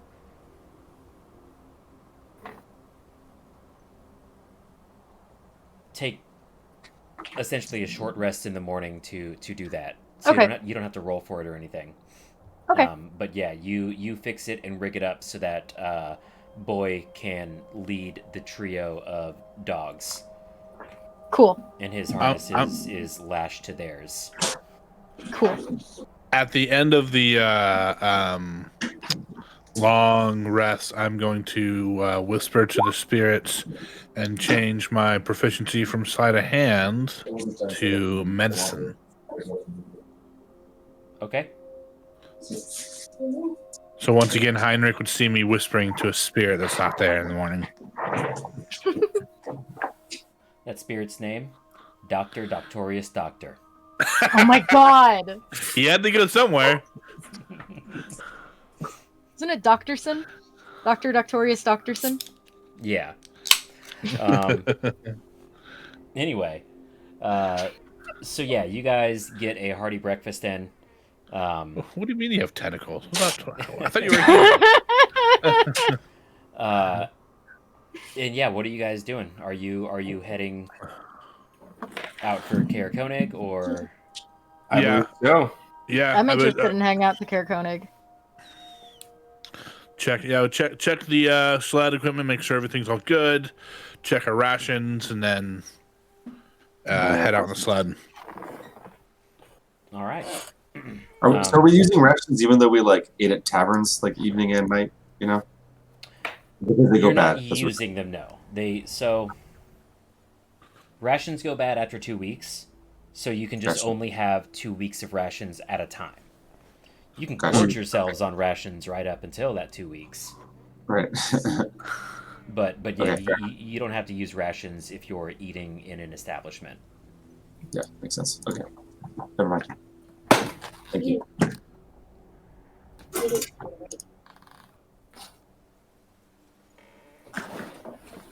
So you guys are heading out then? Yes. Yeah. Okay. So you hit the road, and you know that it's going to be about 6 hours on the dog sled.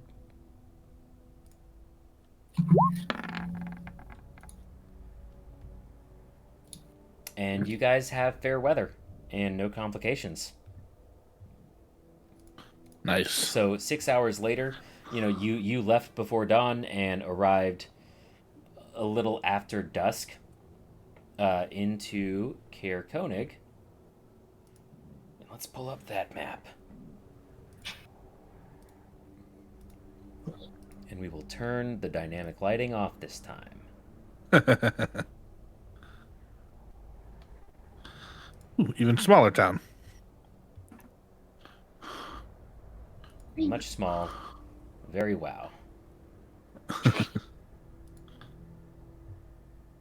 You know, one of the things I like about this 10 towns is a lot of these small towns, very charming. You settle down here, raise a family, stay away from crazy exes. Oh, lovely. Nice way to spend your life. Yes, but I heard a story of someone who was followed by their crazy ex. They were a litigist in the town, and they apparently had a bit of a breakdown and followed them out here. You know what? Sometimes crazy exes happen. They, just and I look around alertly. Yeah, we're fine.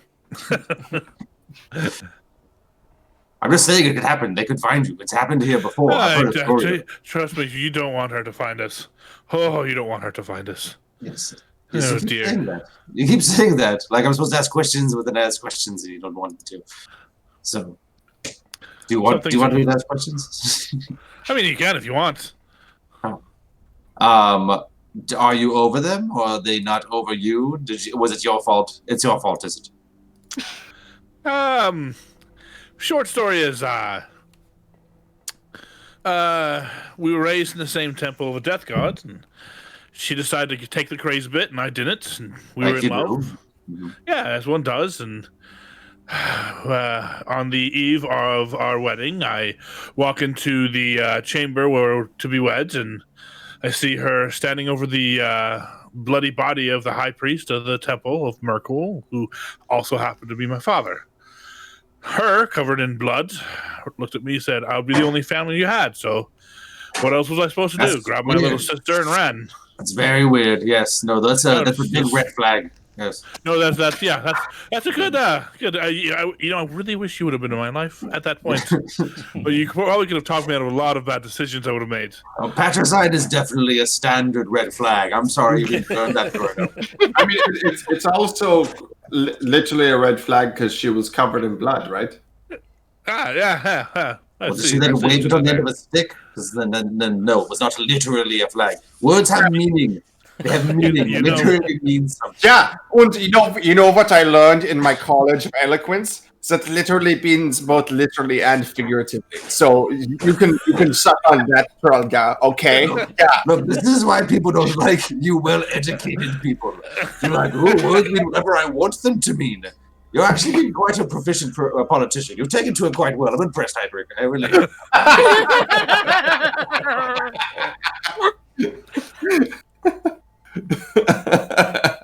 Yeah, just wait until I start bringing out the double speak, and people start getting very confused with my propaganda. Yeah. Look, you made it about you, and it's clearly about our friend and his murdered father and his crazy ex-girlfriend.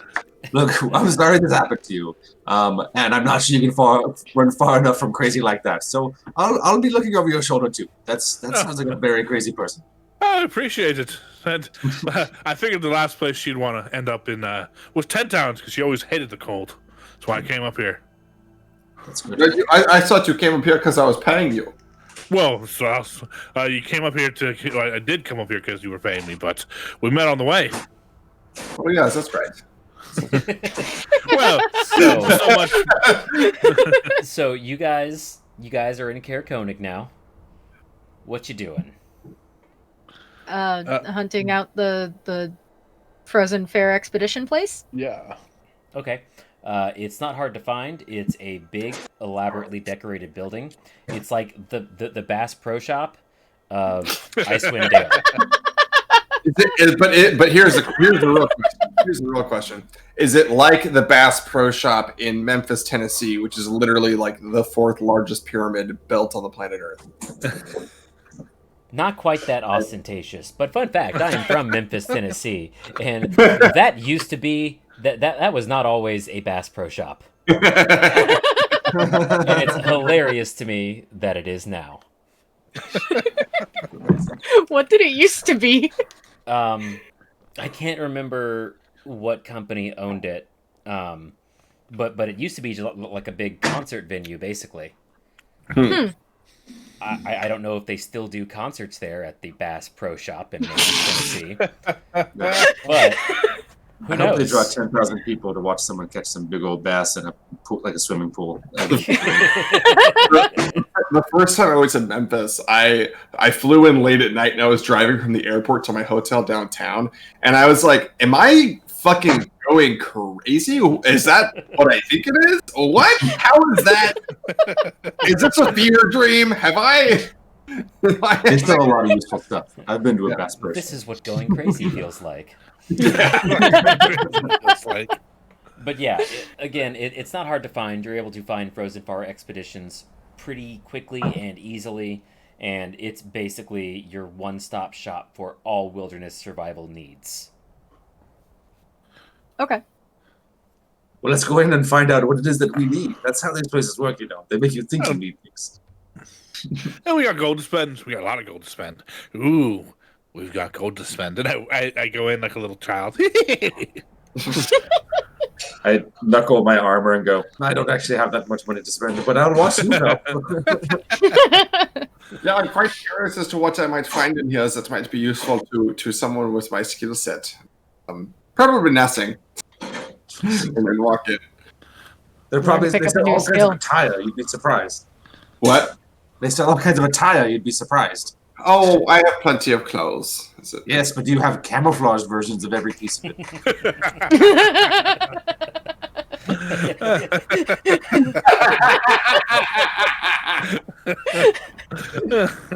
Oh man, oh good. So what do we see when we walk inside? Anything useful? I mean, all kinds of useful stuff. This is a huge, elaborate store. It's got its own, like, koi ponds and stuff on the inside and multiple levels. And there's everything from cold weather gear to bows, crossbows, spears, ropes, grappling hooks. Ooh. You know, those spiked shoes that have a name. Crampons? Yeah, those. Dude, I think Which we have. We have We have those. crampons. I want to go check out the grappling hook. Mm-hmm. Okay. I want to see if there's It's pretty much a basic iron grappling hook. It's nothing super fancy. Okay. Do they have any like lightweight rope, like silk rope? They do have silk rope. What is the standard length of that? I'm pretty sure 50 50 gold for 50 feet of silk rope. I could be wrong. Let me double check. Still, what's the weight? Because this 20 pounds of 50 feet of rope I have right now. Yes, I'm silk carrying rope too much. is a lot lighter. I think I'll probably do it. Oh no, it's 10 gold for 50 Oh. feet of silk rope. I will also buy 50 feet of silk rope. Yeah, I'm definitely gonna buy 50 feet. It only weighs 5. Man, should I buy 100 feet? No. There are also ice pick climbing tools and stuff like that.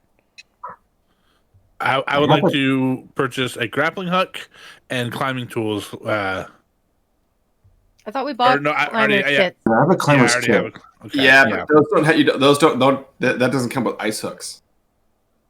Oh, They come like with boot ice tips. climbing.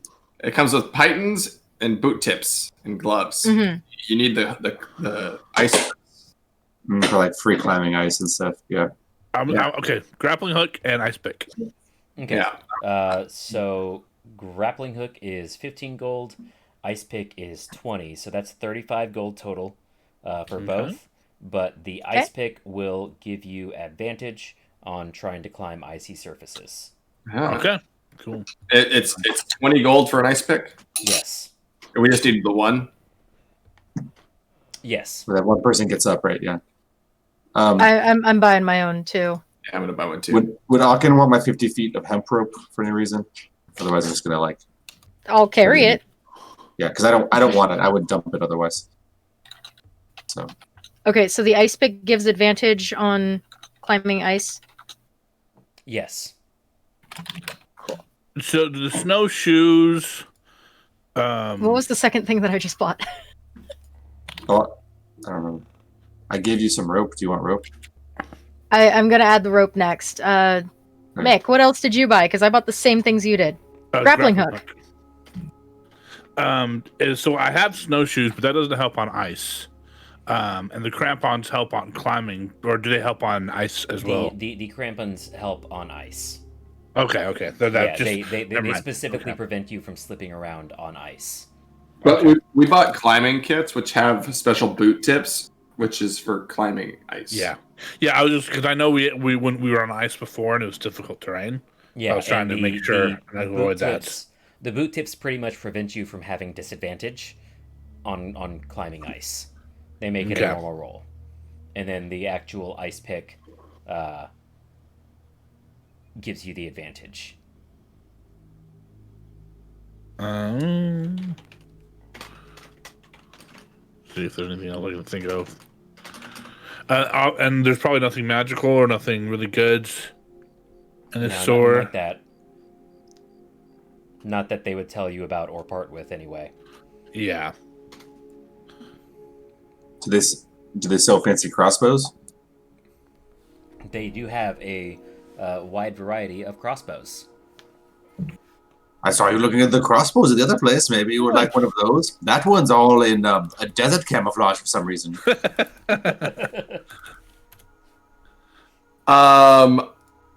Yeah, I would like to see the hand crossbow. How much is the hand crossbow? Looking that up now. Because that's the only kind of crossbow that I have proficiency with. 75 gold. Oh, that's a lot. Do you need money, rich boy?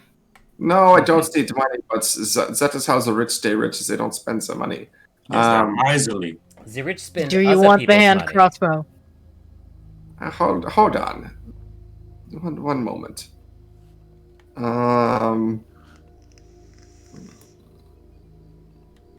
What don't I need? Scheisse. Well, I will purchase. Where's my? What the fuck? How is that on? You know. Okay. Yeah, I will purchase the hand crossbow. Does it come in an Arctic camouflage? Oh yes, of course it does. So good. I will take the Arctic camouflage hand crossbow. Yeah. This is technically Antarctic digital camo, so very nice stuff. Wow. Digital, what does that mean? Does It's got lots of fingers. Oh. Oh, yes, you can see their own little fingers in the pattern. I did now. Will Antarctic the camouflage work in the Arctic? I believe we are in the Arctic, no? I mean, ideally, you would like Arctic camouflage, but we are sold out of that. We can make a special order for you, but it will take 6 to 8 weeks to arrive. No, that's okay. After the Eternal Frost ends. Right. Well, ain't this place a geographical oddity? 2 weeks from everywhere. Yeah, I will take the Antarctic camouflage. Okay. So 75 gold. Damn. Yeah, 75 gold. You know, one thing I would actually love to have is why am I fishing pole? Fishing pole? A fishing pole, just in case we're out by some water and, need to catch some rations. Yeah, He just grabs one from behind the counter, puts it on the counter, and says, 5 gold. I slap down 5 gold, and thank you very much. Now, you're going to need some hooks, you're going to need some bait, and you're going to need extra line. May I offer you in our premium package, which is a low price of 75 gold pieces for a total value of 100 gold pieces worth of bait.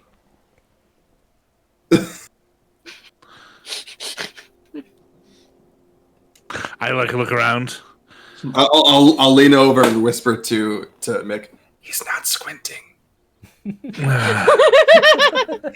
He's terrible at haggling. Take him for all he's worth. Yeah. I'm gonna mind link with this guy and whisper into his mind. This one is cursed. Give it to him for free. Give me a deception check. Please work. Deception. 15. Okay. His eyes go wide real quick, and he looks around and says, "You know what? Here, you can just have this fishing pole, and here is a bucket of live bait, and here is a tackle box with extra line and hooks and some extra bibbles and bobbers for you. Oh, You have a nice thank day. you very much. Thank you. Please don't come back." I'm gonna leave. I slap down 10, extra 10 gold, and I walk out. I can't believe such wonderful reviews about this place. Actually, we had some questions for you too, sir. Oh, yeah, okay. What you need? We're looking for a man named Garrett. Oh, yeah. Yeah, I met him a little under a week ago. Nice fella. Came in with some adventurers. Do you know which direction they went? Oh, yeah, right up that way to the mountain. Straight to Cairn. Kelvin's? Yeah. What do these adventurers look like? Oh, there was 3 of them. Big Goliath fella, little halfling lady, and a tiefling lady. Redskin. And what was they seeking up on the mountain? Oh, I don't know. I just know that Garrett came in with him, helped him pick stuff out that would help him survive, and paid for their purchases and left. I know they went over to the inn to get a hot meal and a good night's rest before heading out in the morning, but that's the last I saw of him. And what did they purchase? Oh, some of what you guys purchased, some extra stuff, tents, heavy sleeping bags, that sort of stuff. Oh, that's actually not a bad idea. Probably should get some heavy sleeping bags. Do we have a tent? I don't think we do. I don't own a tent. I I mostly don't just... have a tent either. Oh, well, Are you upselling us? Because you're doing a very good job. How much is your biggest tent? Ooh, our biggest tent. That would be the luxury deluxe presidential suite tent. Wait. How much is one that's more like 100 square feet instead of 400 or something? Like a 4-person tent. Well, we have to We fit don't have 3 dogs. anything that big. We have to fit 3 dogs. Me, and you 3. A 6-person tent. Yes. 6-person tent. Or two 3-person tents. Well, a 6-person tent would be our mid-range model. As you can see, it also comes in Antarctic camouflage. The Arctic camouflage, of course, being sold out. It's a very popular model around here. Why is there orange in the Antarctic camouflage? I don't understand. Is there fire in the Antarctic? Sometimes. All right. No one thinks about fire and ice, but there's fire and ice. Oh, yes. Well, that's what they say, but I'm still waiting to see it. And he says, well, for that model, it'd be about 25 gold. And for sleeping bags, that would be 20 gold each. But if you buy them, we are running a special right now, where if you buy them in bulk, you save 5 whole gold on your total sleeping bag purchases. Everyone's squinted and we can't handle it.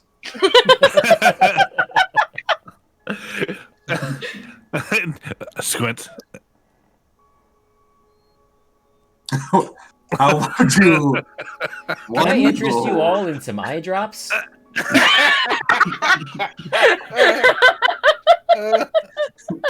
This brand here is actually 1-to-1 CBD formulated.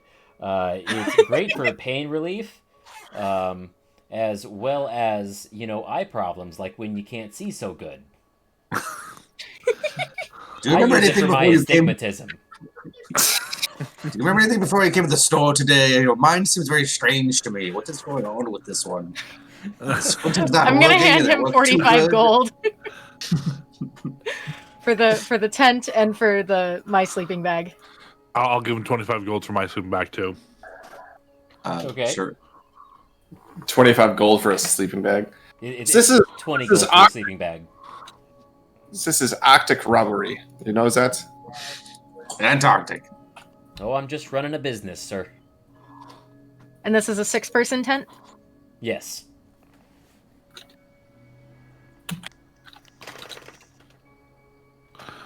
Gotta make custom items.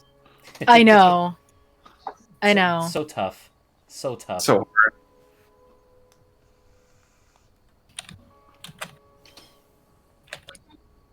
I sure hope this is a 0-degree bag. I swear, if this is a 32-degree bag, I'm coming back and I'm gonna start shanking people. We only sell the best here, sir. I hope so.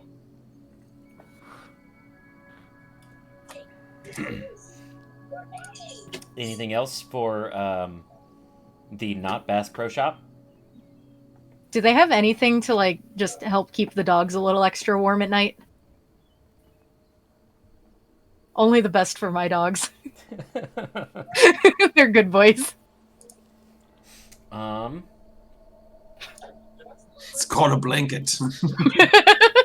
He sells a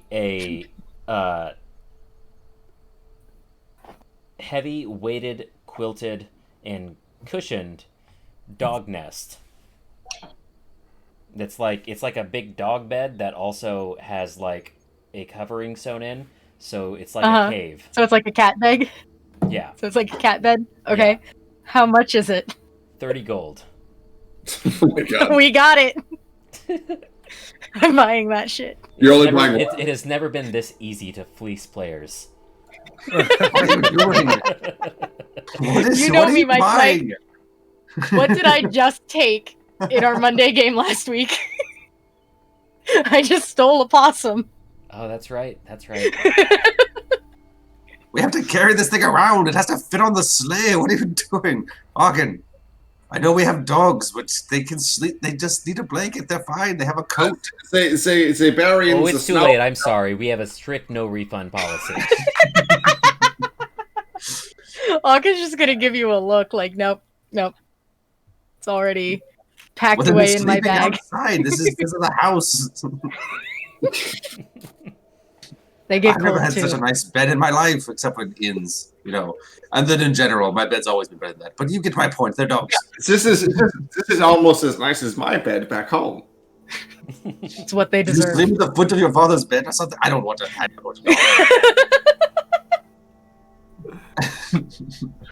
This is just getting weird. So, what's the plan now, Stans? Well, it's dark. Yeah. Well, we Go up should, to Kelvin's to see Mama? Well, I think we go to the tavern to see if people heard about what these adventurers were looking for. Yeah.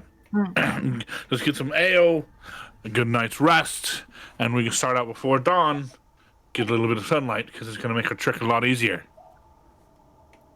Yes, starting off in the darkness is not wise. And a good question. Are we taking the dogs with us, or should we go up the mountain by foot? I feel like the dogs are only going to be useful so much.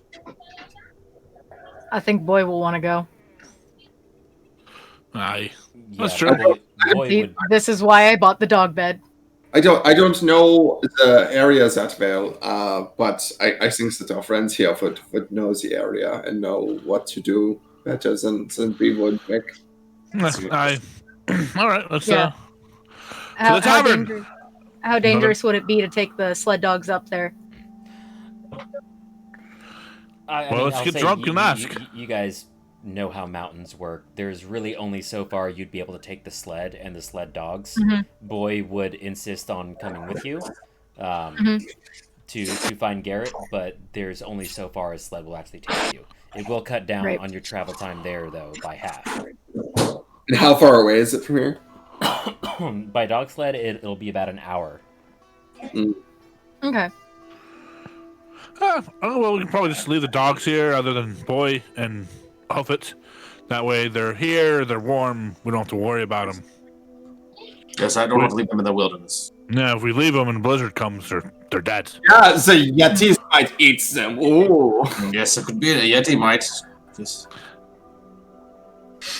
Do you think Hawkins is Yetis trying to have Give girlfriends? Heinrich a look. What was the question, Mick? I think Yetis do the mating. Oh, just do the mating thing. I was just checking. I wonder if Yetis do the dating thing too. They do. But how do you know that? Wouldn't you like to know, Weather Boy? You hear in your mind. Around it just causes more questions, Arkin. Just more questions. You hear in your mind. I'm not sure what to do with that statement. It sounds like Alkin has the hots for a Yeti. So you guys are going to the inn that they went to then, and Yeah. trying to find out if anyone knows. Okay.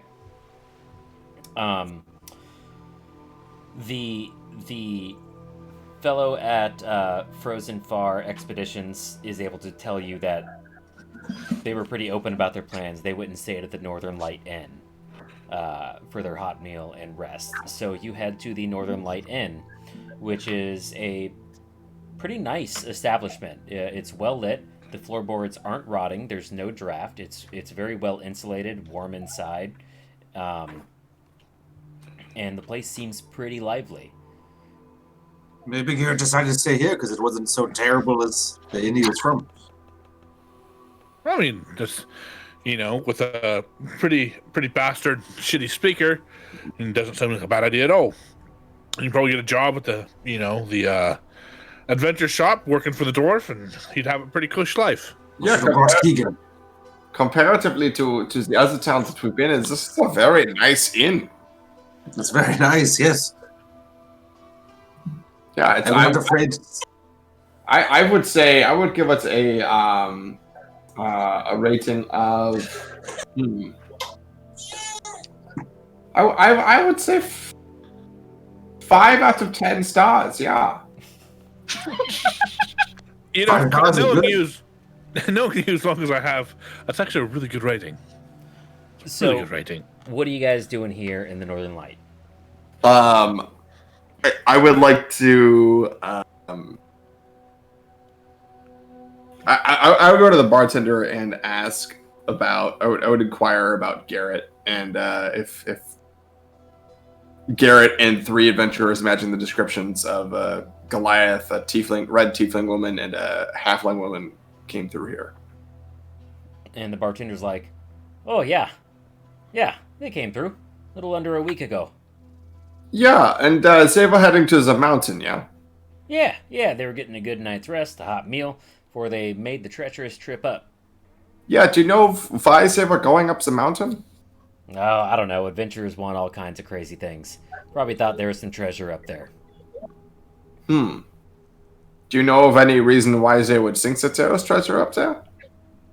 Well, I mean, it is rumored that there's a bit of a Yeti nest up at the peak, and Yetis tend to collect things from,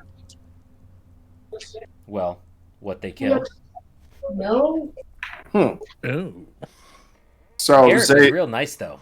Super nice guy. Tipped really well. So Could you tell our friend here what that percentage is? Because he's working on this as a life exposure issue.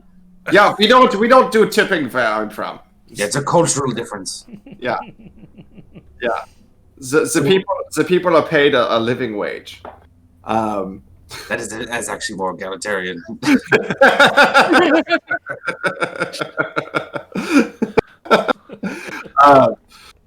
Yeah, well, so they went to the mountain to maybe kill the Yetis and steal the things. Maybe. Don't know. How long would it take people to get to the top of the mountain? Do you think? Oh, probably days. Days. Wow. And how long was it since you last saw Garrett and his friends? About 6 days ago. Enough time to probably go up and back, you'd expect? I mean, maybe. Well, the dog didn't come back for no reason. Although why he brought a sled dog up the mountain, we'll find out, I suppose. Dogs. Do you do dog boarding? What dogs? Well, we found a dog all the way back in Targus. Well, that's a long way from here. And yes, we do dog boarding. Perfect. Oh yes. Also we have dogs. How much for the dog boarding there, lad? 3 gold per dog per night. All right. And I look over to Making Ocken. me do math. We have 3 dogs. Well, we're only boarding 2 of them. Are we? Well, I thought you wanted Boy to come with us. I Yeah, didn't say boys. that I wanted Boy to come with us. He's just going to insist. Well, now you're just making things complicated. Yeah, we have 2 dogs to board. We don't know how long it will be. Okay.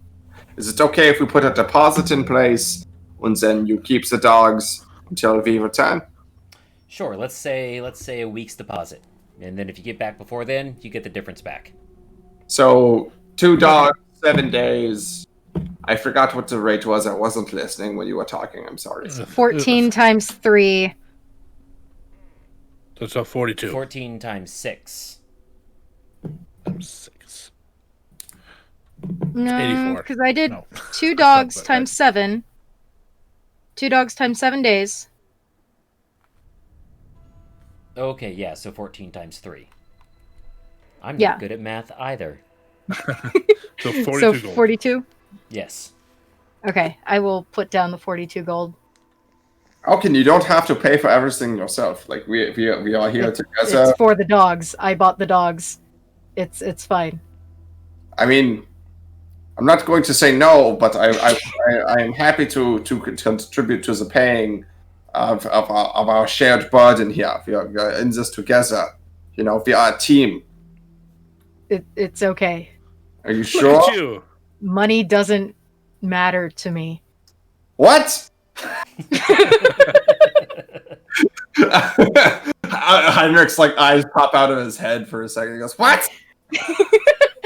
Knockin' will place the 42 gold down. What? You read it to you? What was it?" Heinrich just kind of like walks away, stuttering and mumbling. Shell shock. All right, so that's 42 gold from you. Yep. They're happy to take the dogs out to the kennel, which is enclosed and insulated. Yeah, so what are you guys doing? You guys getting a meal and staying the night, or? Yeah. Okay. Meal night. So call that 8 gold total for everyone's meal and the room for the night. Here, So- Heinrich, you can pay for this if you want. Okay, I will pay for this. And yeah, you guys get a hot meal, have a couple drinks, and go to bed. Yay. Without my dogs. Boy's with you. Okay. Boy is still snuggling. Good. And yeah, morning comes. I'm assuming you guys get breakfast before heading out, or are you waking up like pre-dawn and just taking off right away?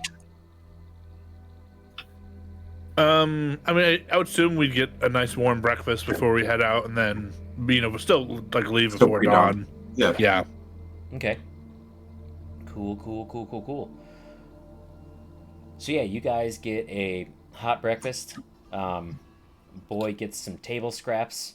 I'm assuming before heading out, Aachen goes out to the kennel and says goodbye to Stark and Brimstone. Yes. Absolutely.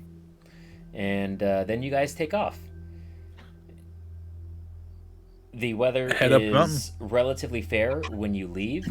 And even though dawn comes and it gets lighter out, the closer you get to the mountain, the worse the weather gets. More snowdrifts, higher winds, and colder weather coming off the mountain.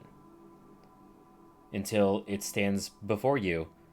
You're at its base, and it just towers into the sky, where you cannot see the tip through the looming fog and clouds. And we'll take a quick break right there. Dun dun dun. And come back to explore Kelvin's cairn for Garrett. Alright guys, thanks for hanging out. We'll be back in just a few minutes.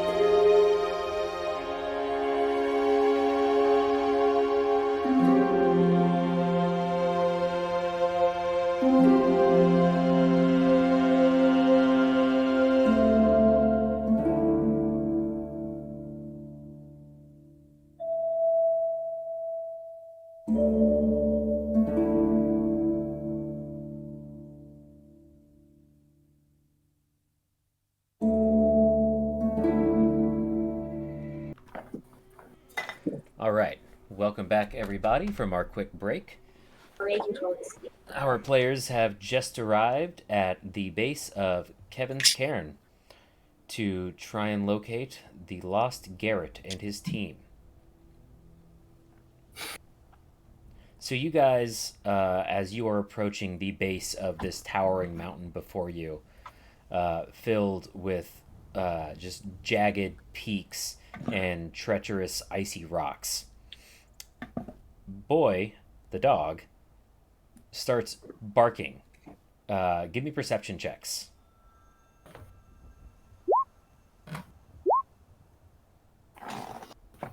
All right, so Traga and Heinrich, after he starts barking and gets your attention, you can very faintly hear the sound of barking off in the distance. I imagine that the dog, that boy started barking, and Aachen was just like, "Oh yeah, good dog, good boy."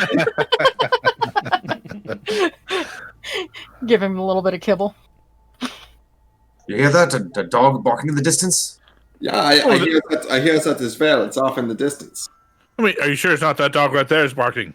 Yes, No, I'm sure it's not that dog that's right there. Just follow me. And All right. Yeah, follow us. We will show the way to the other barking dog. I start walking that way and keep do we have a lead on Boy? I feel like we probably have a leash on Boy. Do you? Aachen not? would have put a leash on him. I don't know. Is he that well trained? How well trained is he?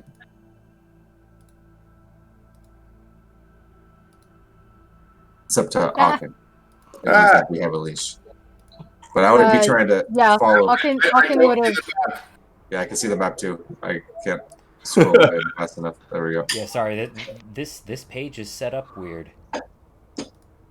But Aachen would have tied some of that hemp rope to him to create a lead, so that if he tries to run off completely, they can still keep an eye on him. Yeah. But I encourage the dog to run out ahead, but still on the lead, and follow him in the sound of the other dog barking. We'll follow along. Okay. Sorry, 1 second. Damn it, what the fuck? Oh, I keep looking at it like I'm supposed to look at it and then realize I'm not. Sorry, guys, I don't know what this page wants me to do. Give me just a minute to fix. No problem. It wants you to die, Mr. Bond. Oh!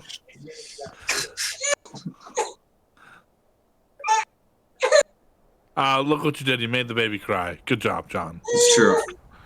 She couldn't hear it, but she felt the feelings of the other people.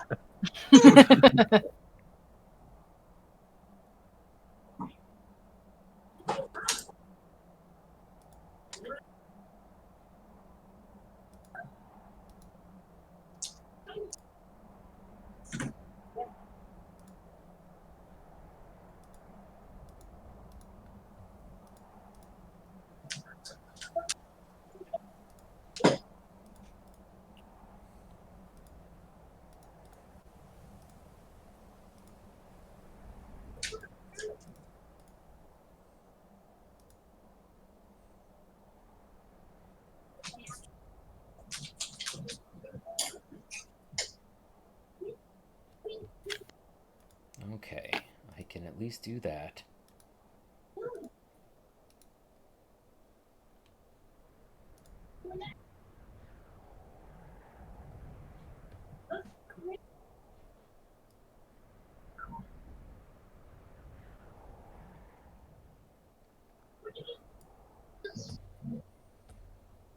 Okay, so you guys are following Boy toward the sound of the other dogs barking? Yeah. Okay, you follow Boy as he tugs on the leash, trying to full-on sprint toward the sound of the barking dogs.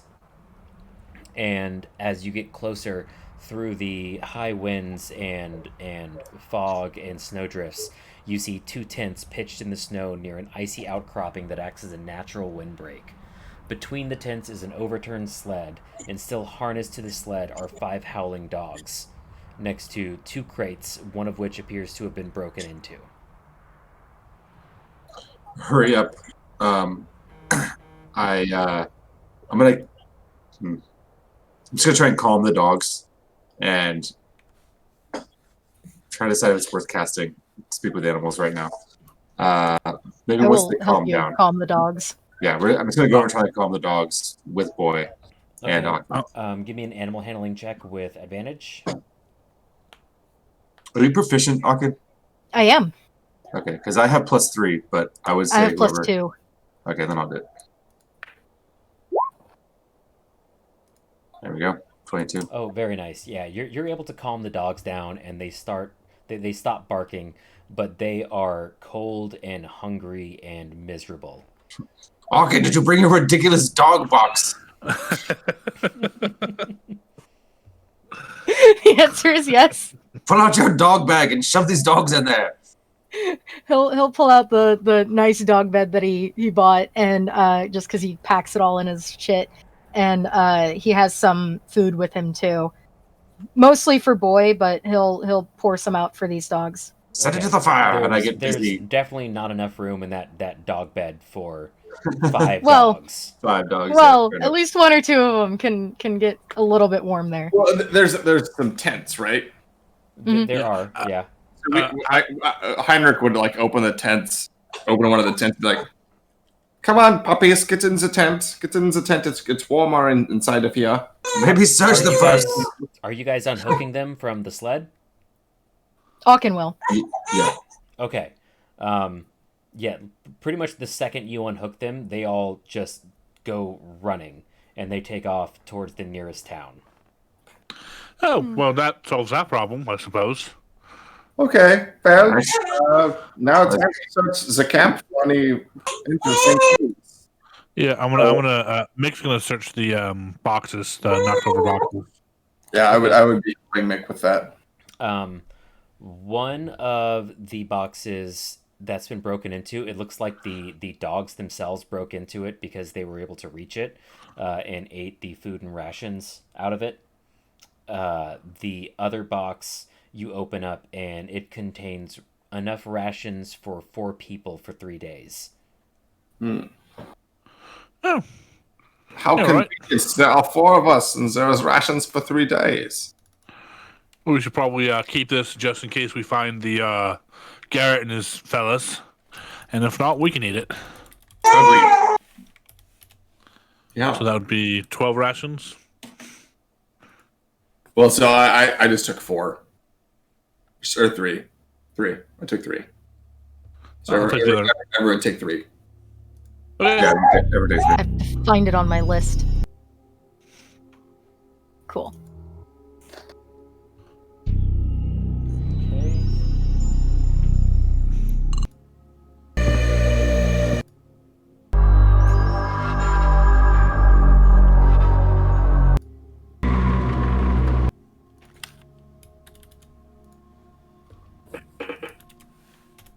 All right, so you've got the rations. What now? So what do we see around the tents? Yeah, I'd kind of like to try and look around the camp and try and just ascertain what happened here. Yeah, are there like footprints? Yeah. Give me a investigation checks. I'm not helpful, apparently. Oof. Okay, so Heinrich, you're looking around. None of you find any tracks or anything, but then again, it's been long enough now, several days at least, that the snowdrifts have completely obliterated any tracks they would have left. However, looking up the mountain, you can discern a trail that would have been the most likely one that they took. I think that they went up this way here, this trail. There's Yetis, let me lead. All right. I You suppose and your Yetis. I don't believe Yetis are a I'm thing. going to say something to you in that language you don't understand. What is that language? Guess you're going to find out. He's gonna start walking up the trail. Yeah, your made-up language is so. I think it's Yeti. It's the implication. I say something to in a language you don't understand, back. Oh, look at me! I can do that too.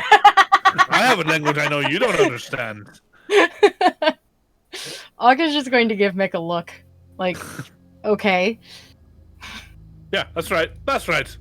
Just because you're big and buff doesn't mean, you know what? Never mind. I'm not going to get my ass kicked over this. Smart. Yeah, I'll say something in Sylvan, and they'll be like, "Oh, look, we're all talking in languages we no one knows."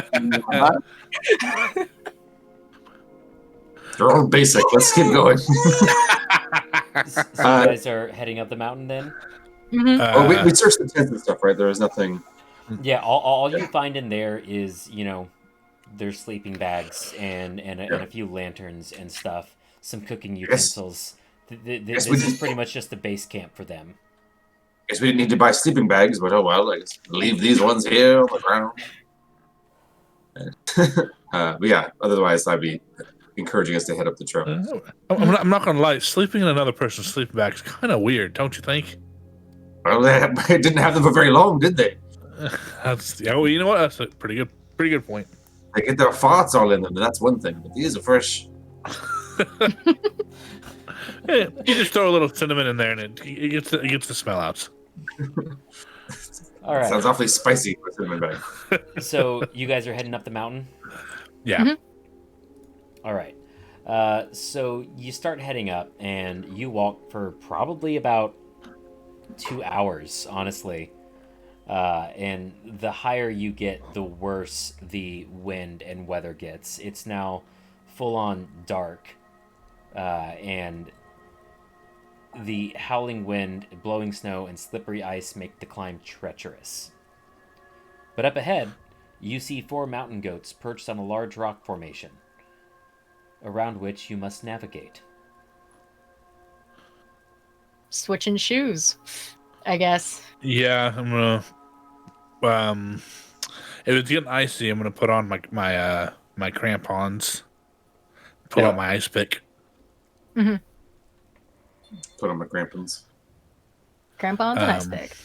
Well, I put on my crampons. I go, do you think those goats are up to something? I could talk to them, but goats are cagey. I mean, The goats are honesty, fine. you can try. I mean, I can throw a dart at one of them and try to kill him. That'll scare the rest of them off. No, I don't. That's not what I'm saying at all. Suspicious, not to need to die. This really gives me some real Skyrim vibes and wanting to like Fusroda the goats. Just right off the mountain. Yeah. Luckily for all of us, you don't have a Fusroda. I do have Shatter. Probably. Killing small animals in tabletop games akin to doing it in real life, because then you're in trouble. Man. I mean, you do what you want, my dude.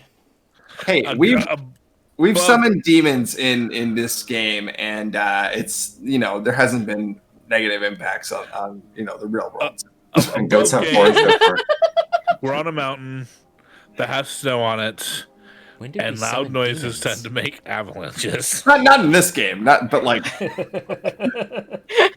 the game of D&Ds. In the game of life. In the game of life, we have used D&D to teach ourselves satanic rituals. Wait, sorry. Something satanic panic. Shut up, my mom might be watching. I know. Forgot. I'm sorry, you guys. So yeah, there's these mountain goats on these rocks that you gotta kind of squeeze and navigate and climb around. Okay. What you doing? This sucks. Hawkins gonna just start climbing. Heinrich will complain loudly. Apparently, Chaga will join you. It's cold. Those rocks look spooky.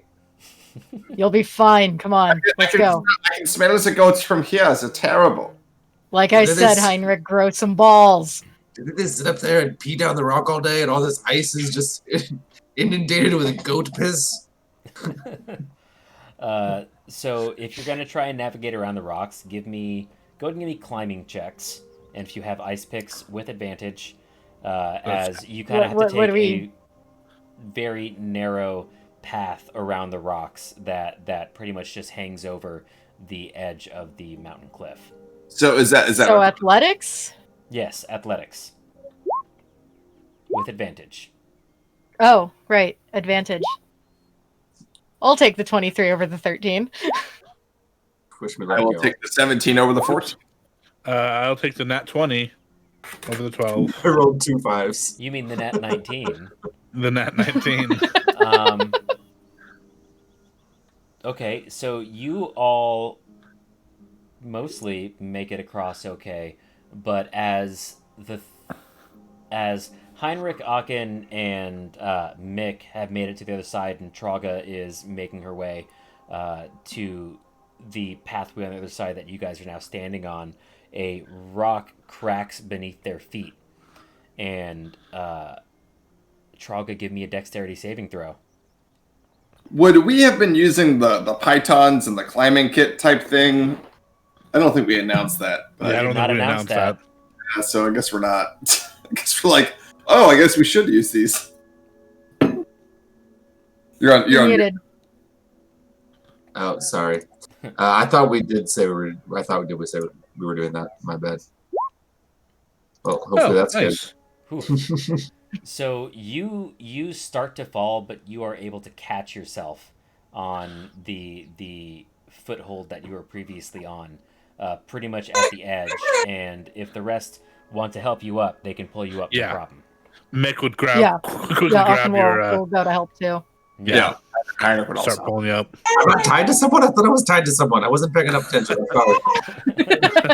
Yeah, I think we should tie ourselves to each other and use the pythons. It's probably not a bad idea at all. Let's go and Probably do a that good once we get move. up. So yeah, you guys are on the other side. The goats just bleat at you, annoyingly. Piss off, goat. Can I bleat goat. back? Piss off, goat. You Piss can off, goat. try. I'll bleat Do- back. Do you want to start a fight with some goats right now? No. Yes. Very much so. Because that's how you start a Not fight really. with some goats right now. Heinrich will bleat back with a German accent. Because he feels like we're being mocked. Give me a performance check, Heinrich.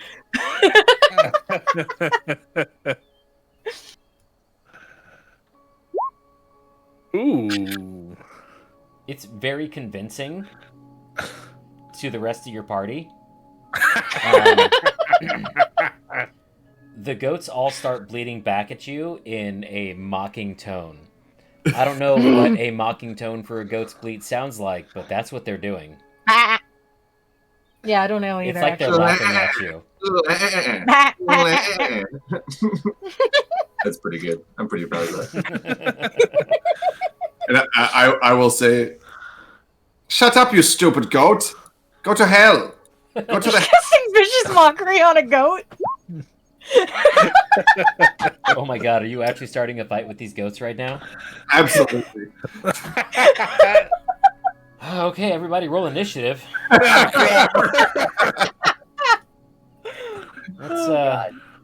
Let's go to our combat page.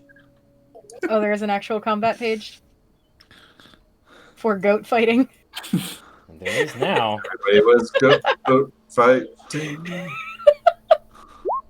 Those goats were douchebags. Oh, I'll re-roll that once the initiative tracker is up, and still use the 10.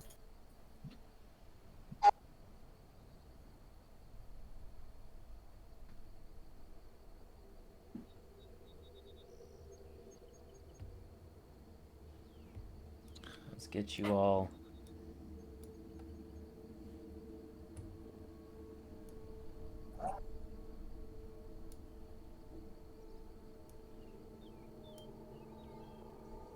God. I asked if you were trying to start a fight with some goats right now, and you picked a fight with some fucking goats right now. You did this. Yeah, I wanted to fight a goat. Hey Joey, how'd your party get a TPK? Fucking hard picked a fight with goats.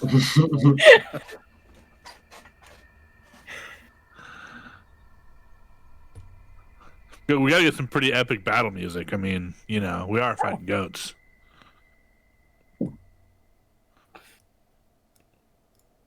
Yeah, give me a second.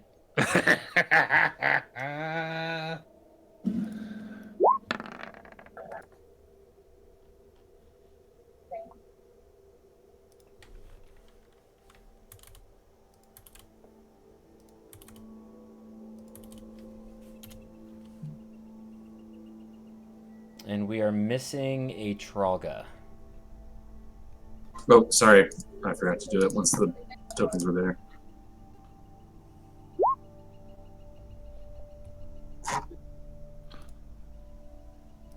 I'm only a +1, so. Okay, so the mountain goats are all going to go first. Hold on. One of them needs to make a wisdom saving throw because I did do vicious mockery, and they are taking the full 4 damage.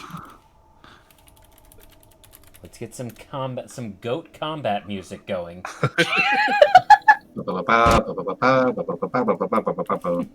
Trouble, trouble, trouble.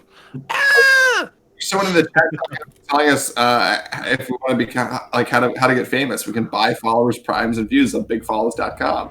Well, that's good. Oh, I'm glad. that's good to know. That's super useful information. Thanks.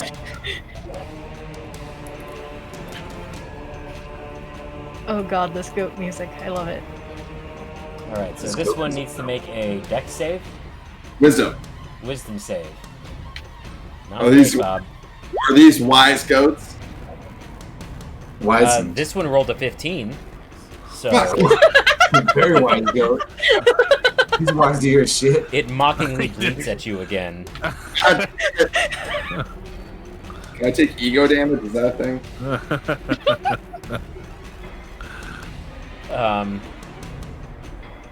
So nothing happens if it passes? No, nothing happens. Okay, so we start with mountain goat number 1, which is going to leap off of its rock right up to Heinrich, and it's going to ram him. I'm guessing a 6 or 7 does not hit. Does not. Weird. Cool. So, second goat is going to jump down at Mick and do the same thing. 13? Does not hit. All right. Goat number 3 is going to jump down at Trolga. Same thing. I'm guessing an 8 does not hit Trolga. No. All Not right. now. Fourth goat is going to join in the attack on Heinrich because he's awfully annoyed at him right now. It's fair. It's fair. 7. No. Cool.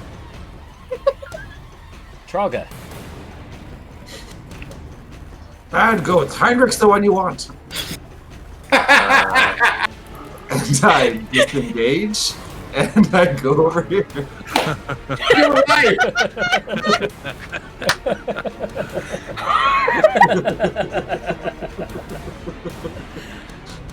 Excellent. The turn.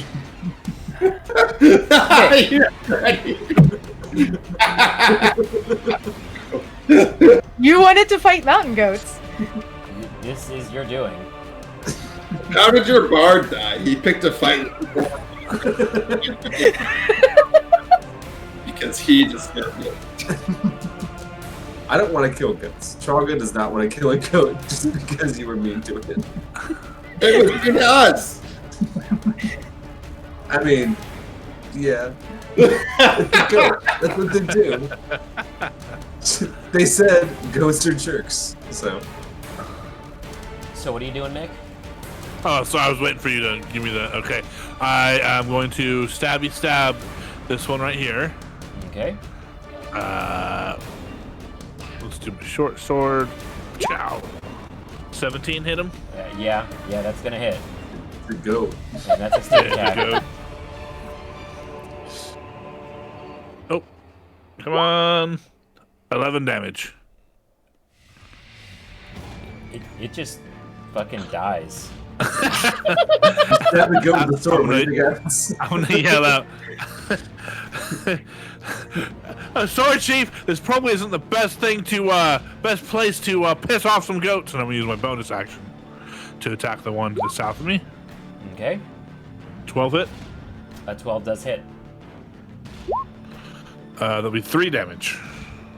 Okay. Not nearly as much as the first attack. Fair. Anything else? And that will be my turn. All right, Aachen. I will reluctantly go up to the goat to the left of Heinrich, God damn it. and I will recklessly attack this goat because I can. Does a 24 hit? Weird, but yeah. That's 5 slashing damage on the goat, and that goat has advantage on me now. Okay, the goat is still up. Okay. Oh, wow. Heinrich. Heinrich will stab the goat that Aachen just attacked with his rapier. Dirty 20. That's gonna hit. Charlie is standing at the back shaking their head. 3 piercing damage. Okay. The goat is bloodied, but is still up. How about you, goats? From hell's heart I stab at thee. Is that Heinrich's turn? Yes. Okay. We're back to the goats.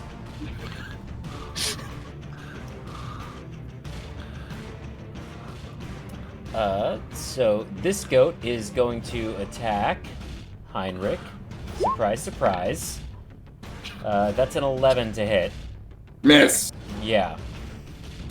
Second goat is going to start singing the song No Children by the Mountain Goats as it attacks Heinrich. 23. That is. Ooh. You take 8 bludgeoning damage. 8? Rams you right in the stomach. 8? 8. Ooh. It's a lot. And the next mountain goat, By a lot. as it moves up to you, is going to start singing Up the Wolves by the Mountain Goats. And also ram Heinrich. 6, I'm guessing, does not hit. Does not hit. Traga. Oh, that goat's a lot stronger than I expected. And I step up and I'll attack this goat. Okay. Now that it's a fight for life or death, you almost killed my tiny, pathetic friend. Action is scimitar. That's gonna hit. I do 2 slashing damage. And it fucking dies. You just killed a mountain goat. There are only 2 members of this band left. I'm not confident. Maybe the ones who weren't so aggressive will survive and evolve. This fight is brought to you by the Jeffrey Craner podcast, I Only Listen to the Mountain Goats.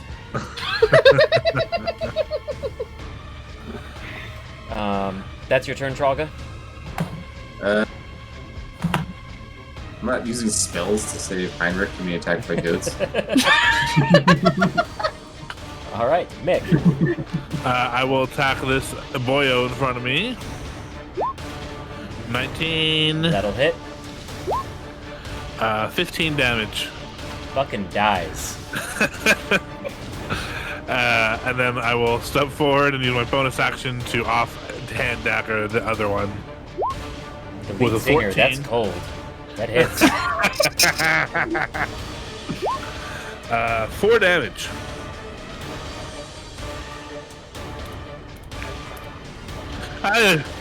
Well, Chief, I hope it was worth it. That'd be the end of my turn. Aachen. I'm gonna go up to the goat and I'm gonna recklessly whack it. You whack it. You Real whack hard. it real good. For 6 damage? 6 damage. Alright, he's still up. Oh. Time for the killing blow. You are no longer the giant slayer. You are now the goat slayer.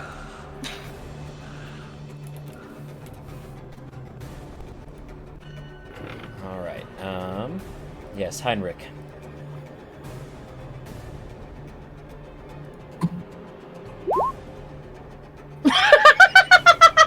Wow. Wow. Oh my FG. Boy. Wow. How do you want to do this, Heinrich? How do you want to murder this goat in this fight that you started? Please tell me. Oh my god. Oh man.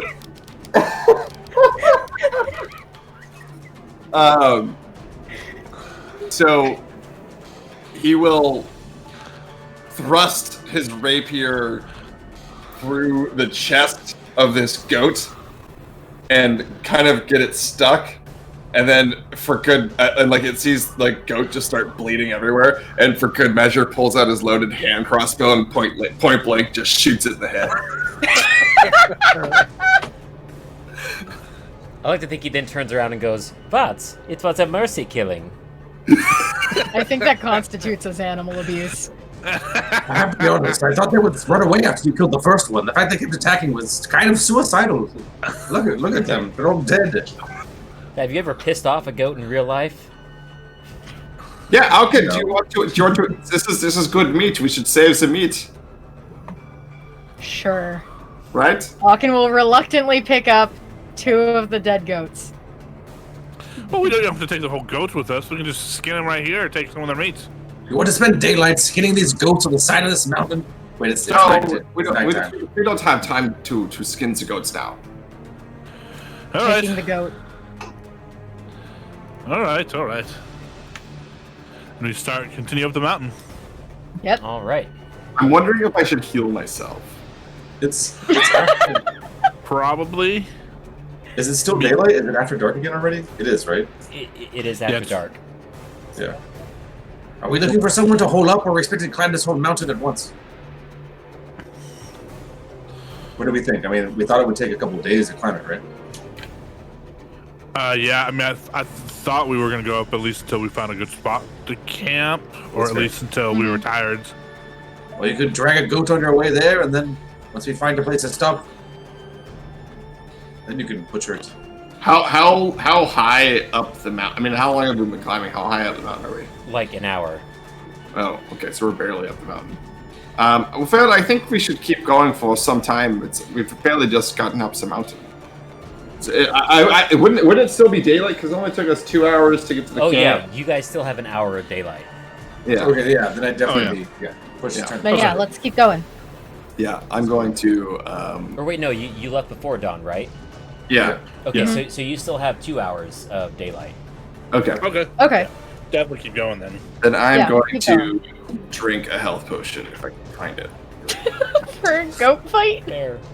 Hey, I got 8 damage is literally a third of my health. All right. I That's literally fair. asked if you wanted to start a fight with some goats right now. This is 100% on you. Yeah. I wanted to fucking fight some goats. Was it Wow. worth it? Yeah. Max potion of healing. I know. Sweet. All right, so you guys keep heading up then. Yep. Yeah. Okay. Then you guys walk for about another hour. Uneventfully. And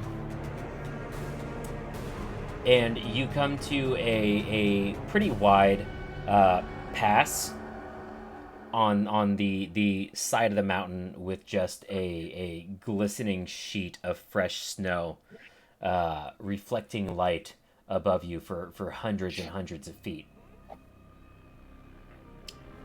As you are making your way across it, you make it about a third of the way, and you're about 50 feet away from the other side of the pass, where the sort of rocky, more stable ground resumes. And you guys hear a sound echo off the mountain that fills the air around you.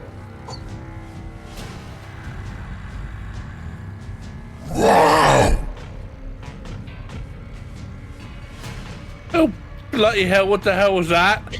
And as this horrible roar fills the air, everyone give me perception checks.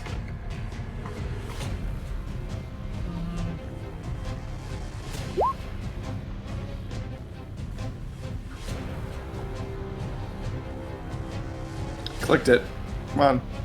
I'm gonna click it again. It's gonna be twice. I got yours. Oh. There we go.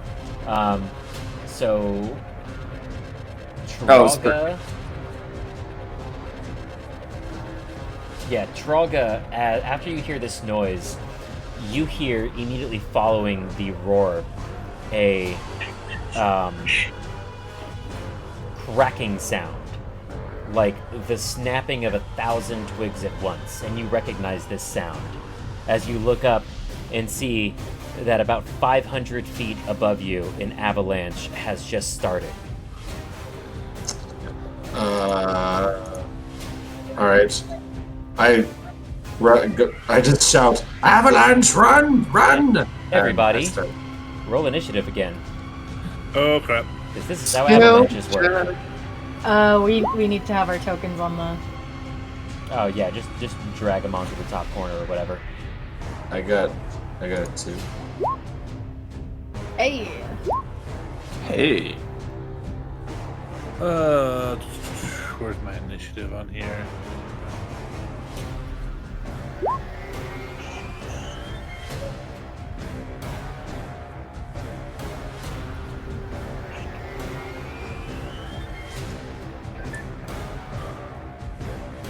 And Trolga, we need you on there.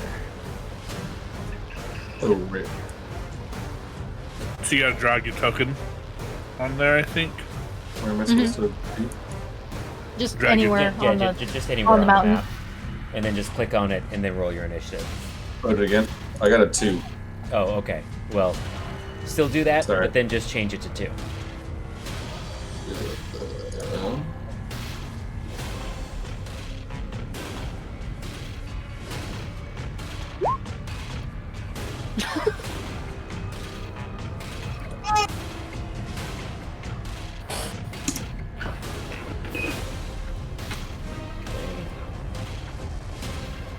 So it's going to be Aachen and Heinrich, and then the Avalanche, and then Mick and Trolga, and then the Avalanche again. Okay. So, Aachen, what are you doing? You've got 50 Sprinting. feet to go until it's safe. Can I use my dash action and get 60 feet over there? Yes, you can. I'm gonna do that. All right. Heinrich? I am going to do the same. Use my dash action and run away. Okay. So that's you, and then the Avalanche's turn, and the Avalanche just does one thing. It falls. I would like to also bonus action inspire Mick. Okay. But yeah, the Avalanche, which started 500 feet above you guys, falls in its full mass about 300 feet. It's now 200 feet away from sweeping you guys down the mountain. And that is its current turn. Mick. And we're 50 feet away from a cave for safety? Not a cave, just the other side of the pass. Oh, okay. Yeah, I'll use my bonus action to dash and take 60 feet of movement to get to the other side. Okay. And Trolga? Yeah, I'm gonna action and run to dash. Go to Okay. sleep. Same thing for you.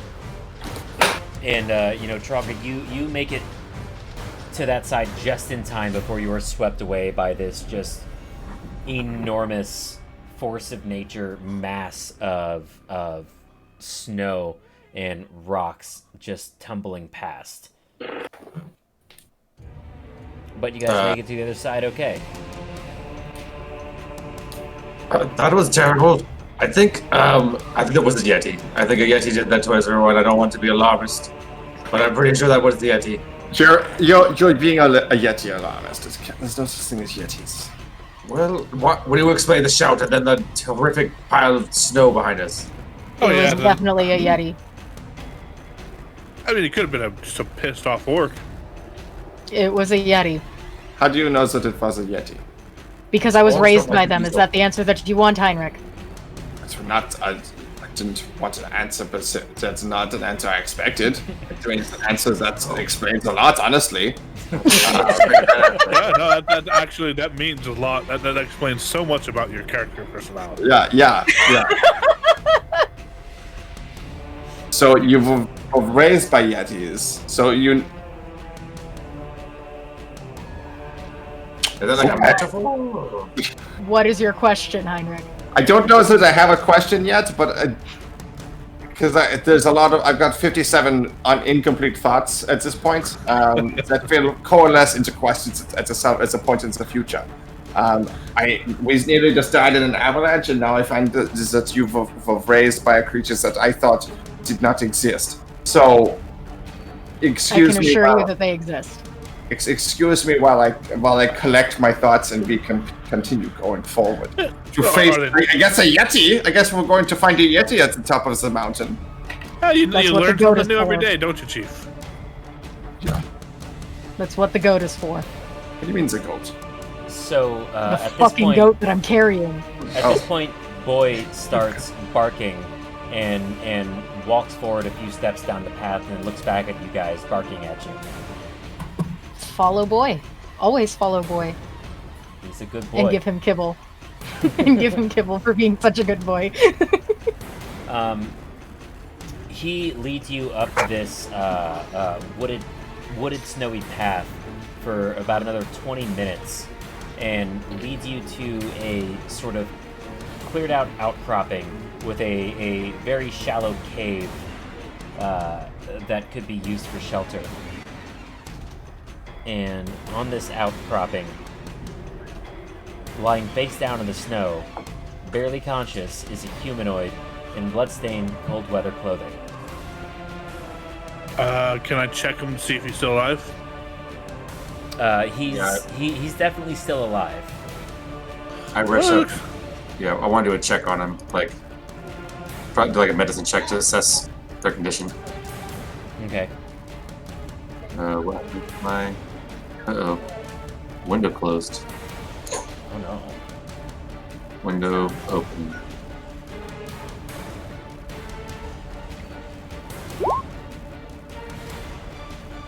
He's definitely injured. You can tell that he's Okay, injured. so he's an injured person. he's sort of conscious, but not really responsive. Okay. And while you're checking on him, Boy is like alternating between barking at you and licking his face, and then like sort of lays next to him to try and keep him warm. Does he have dark hair and all skin? Yes. Can I? Yeah, go ahead. I lads, I think this is Garrett. Yeah, someone want to use some of your healing magics on him? Yes, that's what I'm doing. And I turn turn him over in the snow, and lay my hands on either side of his face and cast Cure Wounds. Okay. Give me the cure roll. Oh yeah. You're just like, There we go. He's like pumped. So his eyes open and he gasps, and color returns to his cheeks, but he's still rather pale and he's shivering. And he looks around with wide eyes at you and then sees Boy next to him and immediately turns to hug the dog and says, "Thank you, thank you, thank you." Let's start a fire. Arkin, clear a space. And do we have anything to burn? I We look in the cave. He's already in the cave, or he was outside the cave? Just outside the cave, but like I'll say, again, it's not a deep cave. It's very shallow. It goes back maybe 10 feet. Let's get him in the cave and build a fire. At least And get him out of the weather. I'll take my mink off and put it around him.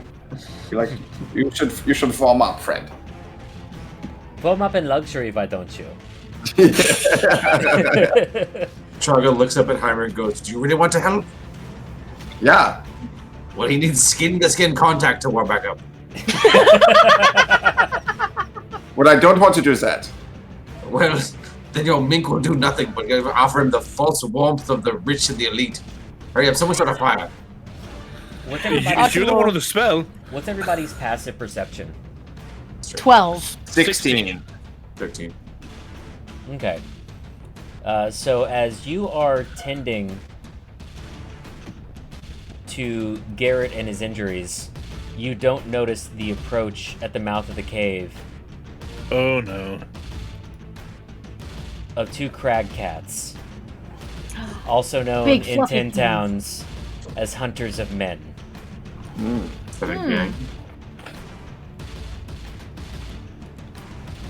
So, We're surprised. you are surprised, but we're going to roll initiative real quick anyway.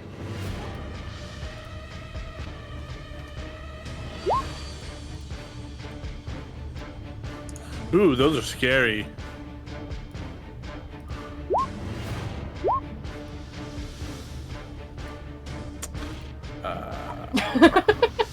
Oh, we wiped it. I had a 22. Yeah, that came through.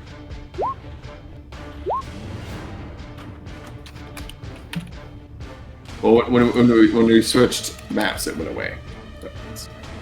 Oh no, I've still got it on the initiative here. Oh, it went away for me. Yeah, it went away for me too.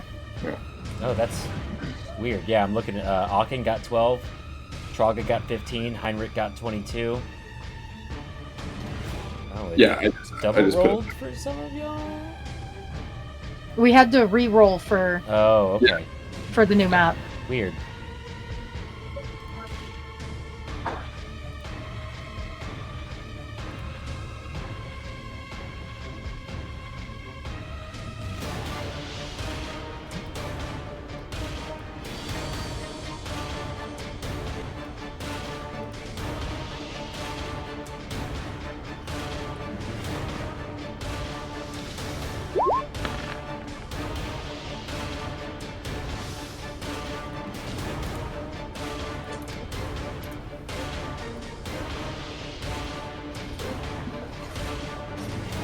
All right, so we start with Heinrich, and we're going to say that, let me just, They're huge. that is Garrett. The teal. Yeah, the teal circle is Garrett. Okay. Are we on like a cliff or something? Is there like an edge behind them somewhere? Yes. Let's say...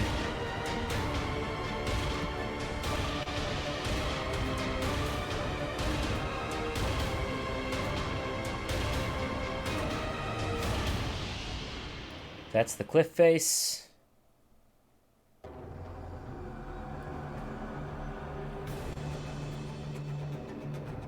And that's the cave that you guys are in. Cool. My beautiful MS Paint art skills. Fantastic. It's beautiful. Mm-hmm. And so everything else is just kind of like the path that we were on, essentially. Yeah, Which direction did we come from? this direction. Cool.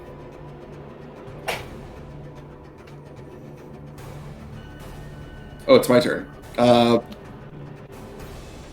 wait, no, actually, hold on. Sorry, they got a surprise round on you guys. Right. That's no good. So this one's going to come up to Mick. And make a claw attack against him. 17 to hit. That hits. Okay, that's going to be 10 slashing damage, and give me a strength saving throw. Not good at these. 12. That is going to be a fail. You were knocked prone. Ow! Dick! Oof. And because you're knocked prone by it, it gets to make a bite attack against you as a bonus action. That's not fair. I hate you, wizards. 11 to hit. That does not hit. Okay. This one's going to do the same thing over here to Trogga.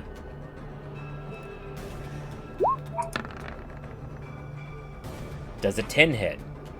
No. Okay. Then you are fine. They lean to the side as And- the claw goes by. And now it is Heinrich's turn. Son of a bitch.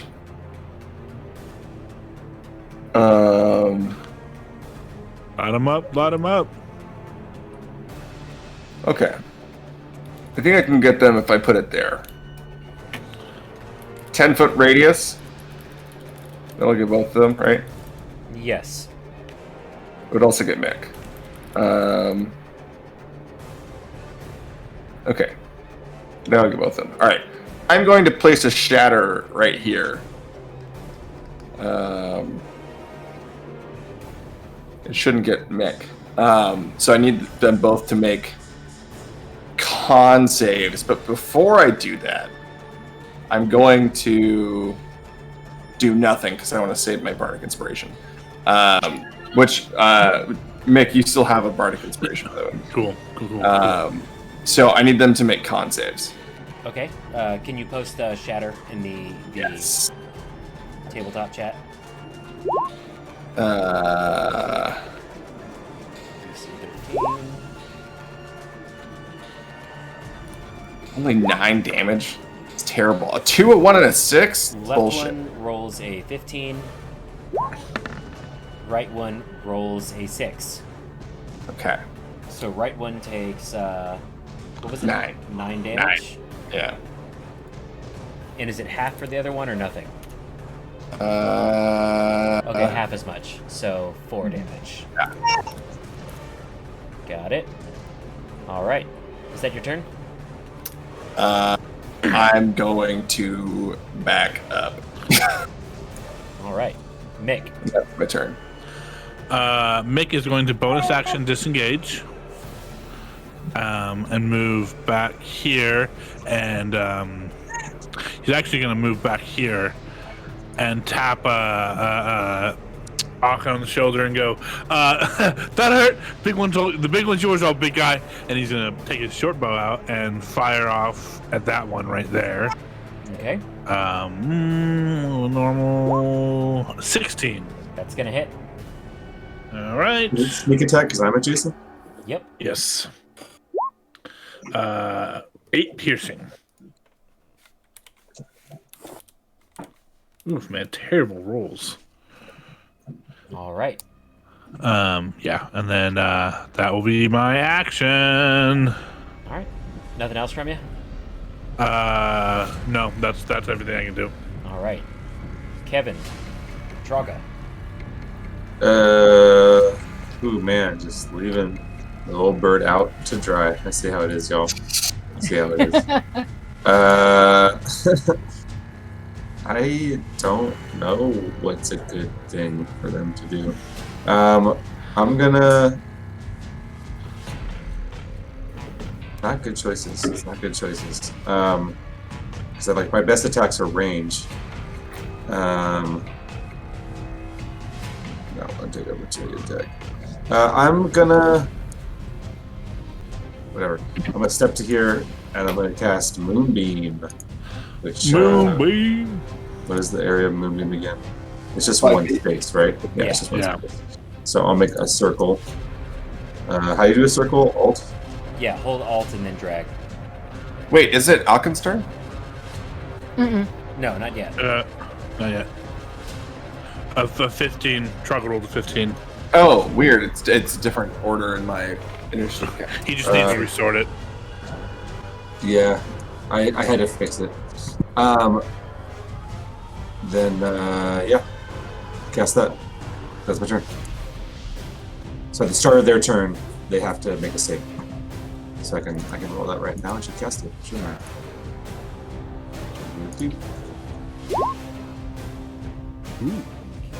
Nice. Nice. Con. So at the start of their turn, they have to make that save. Oh, okay. Yeah. Well, I'm rolling it in advance. There we go. And it's a fail in advance. Is that your turn? Nice. That is my turn. Okay. Okay, I'm gonna bonus action rage first of all, and then I'm going to go up to. I'm gonna go up to this one actually, and with raging, I get that, Uh-huh. It's Astral Protectors. Nice. and we're gonna recklessly swing our axe at this guy. It's a 14 to hit. That hits. So 7 damage. Whee. Okay. But that kid has disadvantage on hitting Trolga now. Alrighty. Not advantage on me. Is that your turn? That's my turn. Alright. It's this Cragcat's turn. And it's going to take another swipe at... Or what? No, it actually... First thing it has to do is it fails that con save, so it takes damage, Right. correct? Yes, 15 points. 15? Yeah. Okay, it gets fried by Moonbeam Light Nice. and disappears. Oh. And now it's this one's turn, and it sees that its hunting partner has perished, and it hisses and yowls at you, and then turns tail and just runs straight down the mountain away from you guys. I'm okay with that. Man. So bad I killed this cat now. Well, that is the way of things, I guess. The strong survive and the weak get eaten. And maybe turn into a lovely coat. You say that, but I'm kind of bleeding here as I'm like covering my wounds. What? You seem fine. And I wander over. Oh, no, that's not great. Yeah, I'll cast Cure Wounds. So I accidentally cast a level 2 Cure Wounds on another guy, so that's why he's so healthy. But it happened, so. Ooh, Get 10, still rolled good. I'm back to full. Nice. Oh, thank you. Thank you very much. There's no wound here anymore. It's just an excuse for me to put my hands on you. Mick, Oh, come Juan, on now. Juan, you're so nice. You're so nice to me. I'm kidding. He had a terrible wound on his stomach. And Heinrich cast Shatter, correct? That's yes. Mm-hmm. It's very loud. Everyone give me a perception check. Oh no. Oh, sorry, I did not mean to roll that with advantage. So that's a 5 for me. Okay. So Heinrich and Mick both hear the cracking of ice above the cave, and there's really no time to react before sheets of ice and snow come barreling down, burying the cave. Oh, shit. What? Are we good? We're good. Yeah, you guys are still, like, you're in a cavity, there's still a fire going, but you are now caved in. Oh, it's so quiet. It's really nice, actually. I think I've been trying to catch up on some sleep, so all of you good. Just hush for a while. Yeah, it's to protect us from the Yetis. Yes. Although, if the rumors are true, they can move through ice and snow in a very unusual way. So What? Wait, Really? is that true, Hawken? Is that true? It's true. yes, they're known to be able to walk sideways through it or something. It's a holdover from many spiritual beings who walk sideways. They're good through at burrowing objects. through snow. Well, that is disconcerting because we are surrounded by snow. Welcome to the mountains. They're also great at running, so I mean, apples and oranges. I'm gonna walk up to Garrett and be like, how are you feeling there? How are you feeling there, Sham? And he goes, I'm feeling better, definitely. I'm glad Boy is here, and thank you all for saving me. But it seems I've led you all into more danger. Yeah, that's just what we do. Isn't that right, Chief? I wouldn't say that's what we do. I would say that I try to avoid it at all costs, to be honest with you. But what were you and the adventurers that you were bringing up here doing up here? They had hired me to bring them up. Their Goliath friend had wanted to face one of the Yetis up here on the peak to prove his worth or something. That seems childish. Indeed. We were attacked by a very large male Yeti. I managed to lead it away, hoping to save the rest of them. I got very lucky. It only injured me a little bit before it stopped following me, and this is where I passed out, I guess.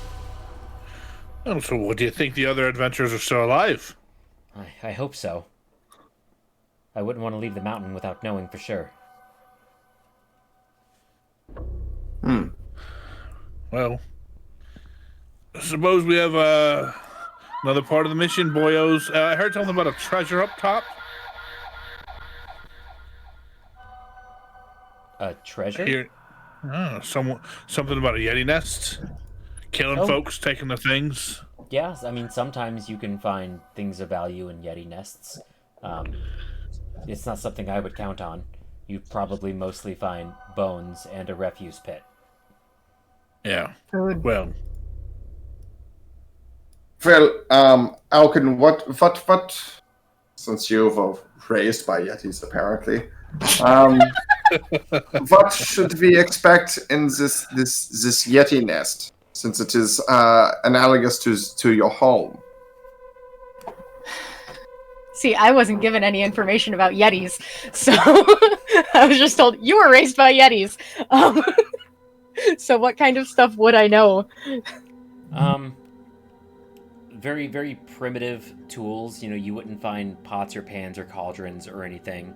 Yetis would have, like, fire pits that they would roast meat over, but that would mostly be like, yeah, they pulled something's arm off and held it over the fire for a little bit before eating it. Okay. You know, if they killed anybody that has valuables, those valuables would probably be laying in a pile because they wouldn't have any use for them. Okay. Aachen will relay that information then. Okay. well, at the very least, we can go find some of these adventurers. All of what remains of them. Indeed. It's likely they're not alive anymore. Yeah, we're gonna have to dig ourselves out of here, otherwise we're not gonna be alive anymore. Well, should we do that Oh, now, sure. or should we wait until tomorrow? It was getting late in the day. I say for now, we're probably as safe here as we are anywhere. Yeah, probably safer. At least we don't have to worry about cats. A bastard. Might be worth spending whatever time we have before we go to sleep trying to excavate a small tunnel out, but I do think that we should make at least some sort of air vent. Otherwise, we will burn up all of the oxygen in here with this fire. Yeah, and Aachen and Traga, give me survival checks. fair enough.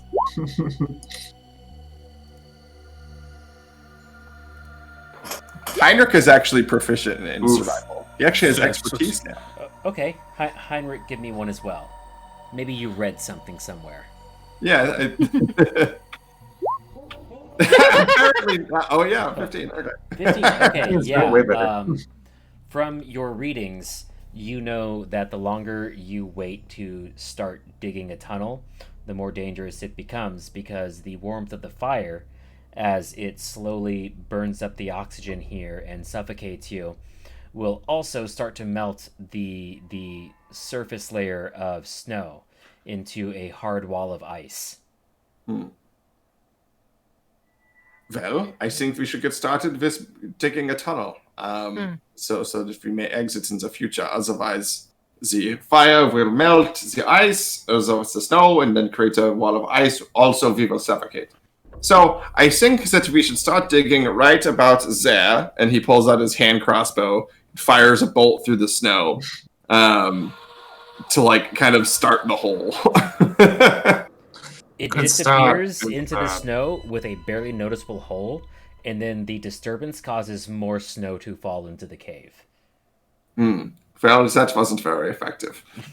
I have a shovel, so can I pull out the shovel and start digging? You may. I'm gonna start digging. How long are you guys I'll- digging for? I mean, Until we see I light think we would and dig fresh until air outside. Yeah. Okay. Yeah. I'll dig with my ice pick. Okay. Give me a group strength check. Or group athletics check. So everyone. Ouch! Shit. Why? Can I use my inspiration to re-roll that? Oh yeah. Oh, You, yeah. you can use your bardic inspiration, Joey. Might as well. Not Yeah. even that much better. Jesus. 7.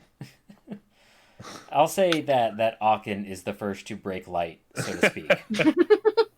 But it takes much longer than it rightfully should have. You guys were like trying to work together, but you weren't communicating, so you kept like throwing your excess snow into each other's tunnel bits. God damn it, you stupid Goliath! Not here, over there. It's very "Oh brother, where art thou" of you guys. But Aachen does eventually break light into the outside, letting fresh air in. And it took a little while. It took probably an hour. And at this point, the firelight was getting kind of dim from lack of oxygen. But as soon as that fresh air rushes in, it brightens up again and burns a little brighter and warmer. And Aachen, as you break light and look out onto the cliff face that you are on, you see a small white Yeti tyke picking at the corpse of the crag cat that you guys killed. Okay.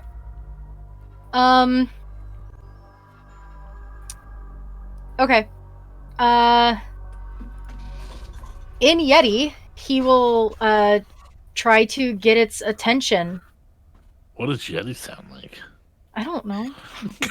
A bunch of growling and I don't know. He's been yelling at you guys this entire time. I like to think But, that it's just but different it'll. versions of the word Yeti. But, Like a he'll- Pokemon. Yeah. He'll basically try and just say, "Hey, over here, please help."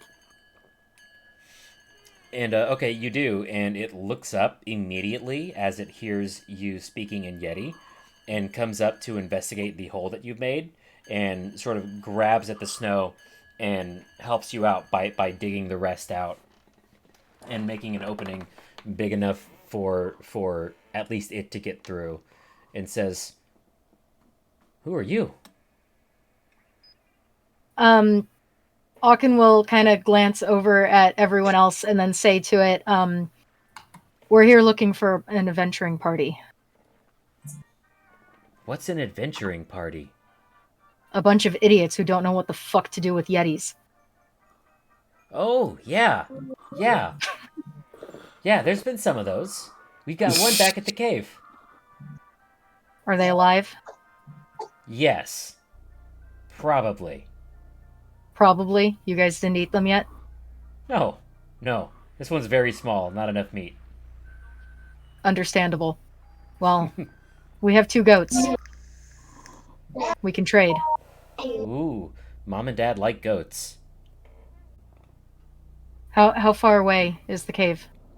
Oh, not far. Probably, how well do you climb? We can climb okay. Oh, We have just tools. okay. Maybe maybe about a tenth of a day then? I'm not good at math, I'm not sure. That's okay. I'm not good at math either. My mom wasn't very great at it either, so not much use for it up here. Agreed. Do you guys want to see our cave? If you could lead us, that'd be great. Yeah, totally. And he'll like spend a few more minutes digging out more of the snow to widen the tunnels so that everybody can get out. And Aachen will pick up the 2 goats again and hand the tyke one of them. I imagine Heinrich is just like sitting in the cave, listening to this conversation, going, What the fuck is happening?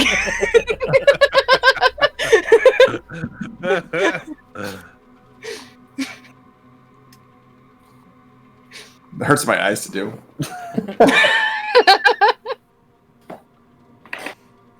Okay. So he leads you out and leads you up some trails. You have to do some light climbing. Are you guys bringing Garrett with you? I would probably say no. You're like, just hang out here with the dog, you know. Mm-hmm. He's got like a little igloo. He's Yeah. very agreeable to that. Yeah.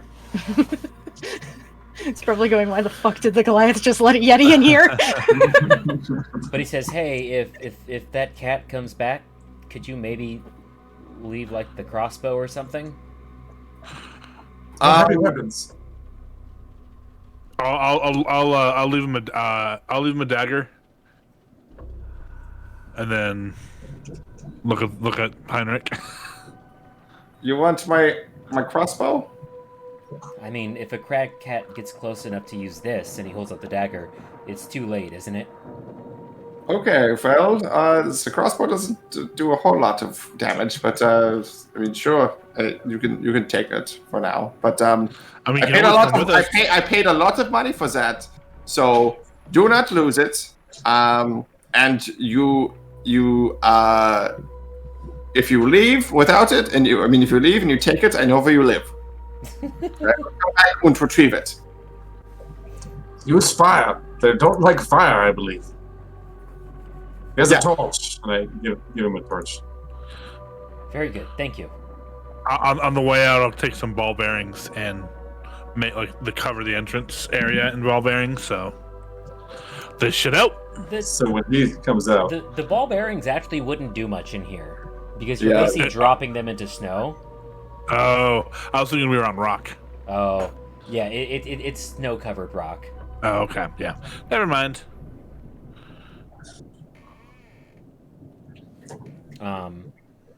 So yeah, you guys follow the Yeti Tyke up the trail for almost an hour.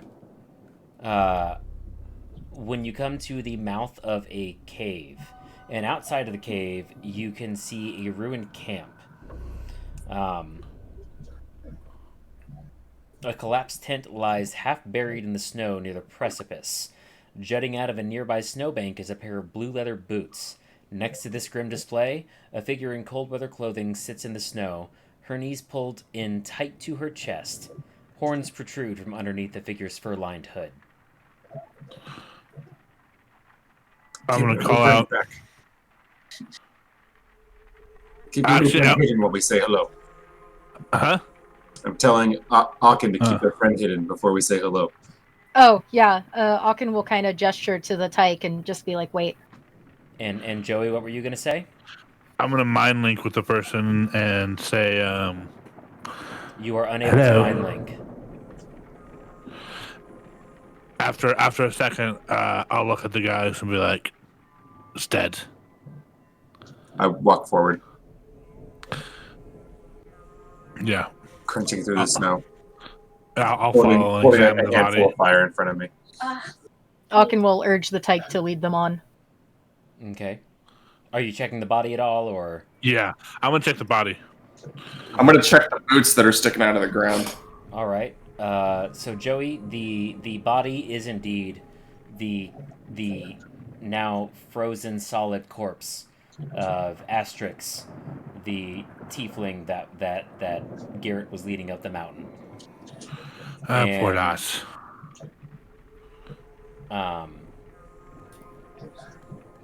Heinrich, you're going up to the boots. Yeah. I will investigate the body for treasures and gold as well. Nope, they're not going to need this. Ooh.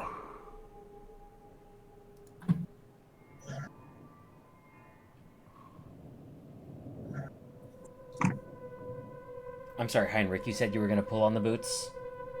I was going to inspect them and then, try and pull them off. Or try and pull the body up. I don't know.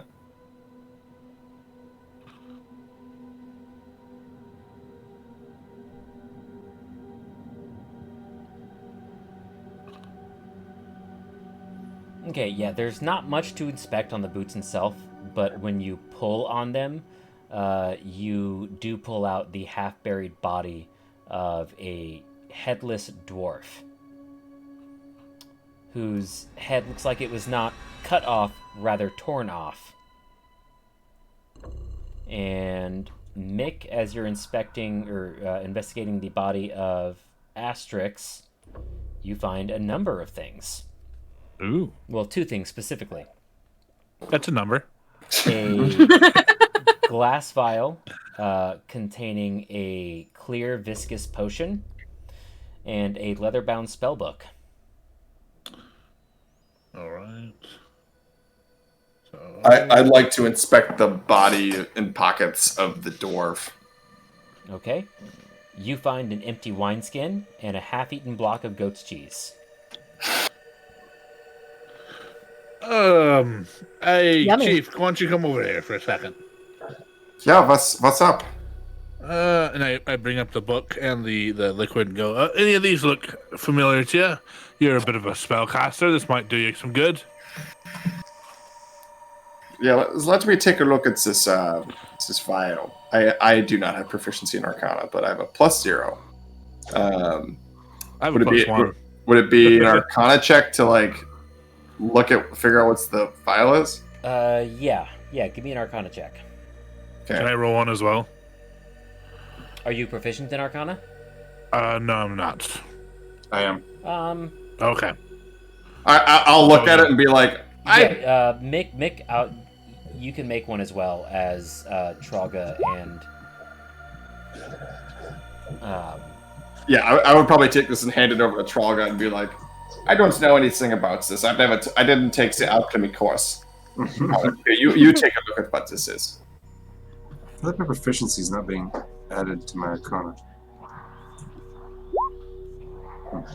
Oh yeah, it is. Yeah, it is. So Traga does Wow, not recognize terrible. this. Mick, however, with that 15, you have seen potions like this before, plied by others in your trade. You've never gotten the chance to use one yourself, but this is a potion of invisibility. Oh, and I'll take it from Traga and be like, you know what? I know exactly what this does.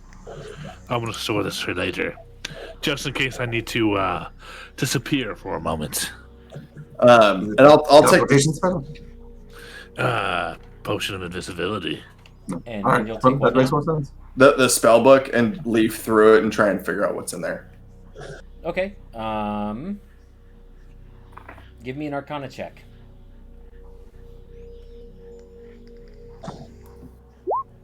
No. It's hard for you to suss out. You didn't go to wizard school. You went to bard school. Yeah.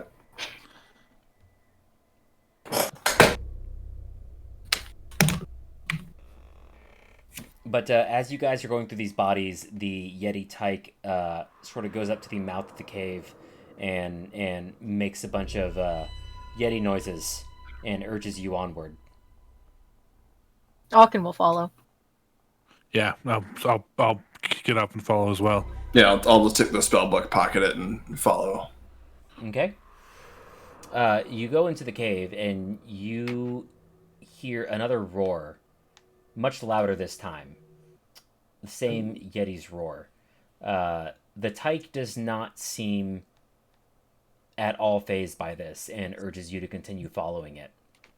Yeah, I don't think Aachen would be fazed by it either. He'll just keep following. And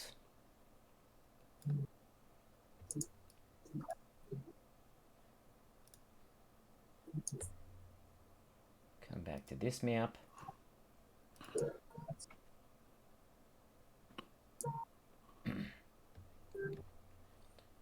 Oh, I can't even move into that map.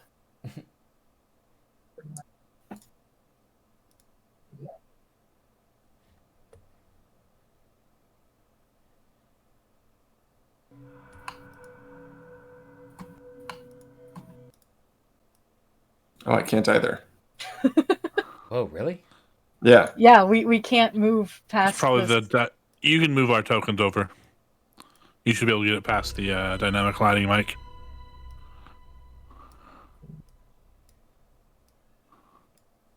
There we go. There we go. Okay, that's weird.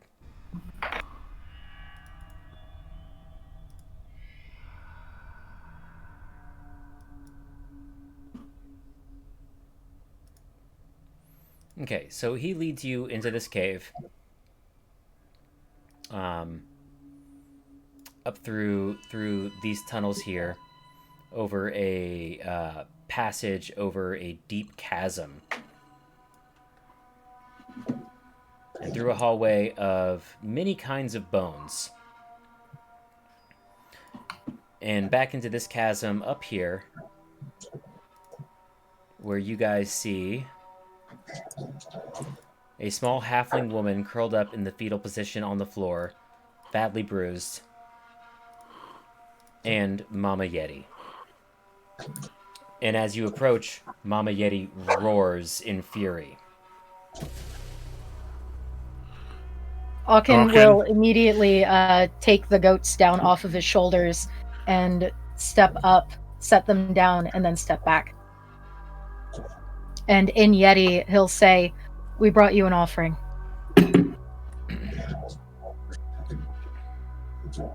Your son has been very kind to us.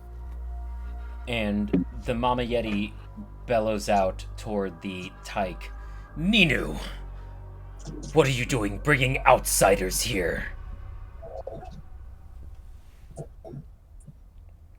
And the Tyke responds, they were nice to me. And the mom turns her attentions to Aachen and says, how do you know our language? My mother was a Yeti.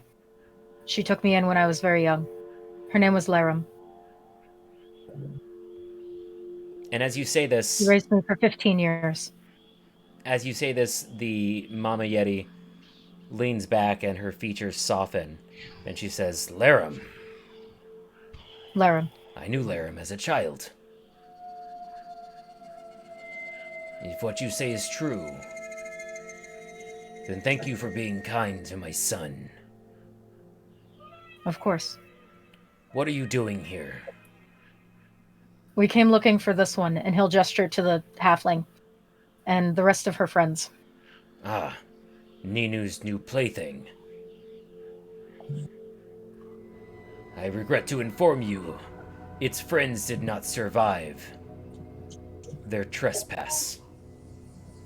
It was stupid of them to try. Indeed.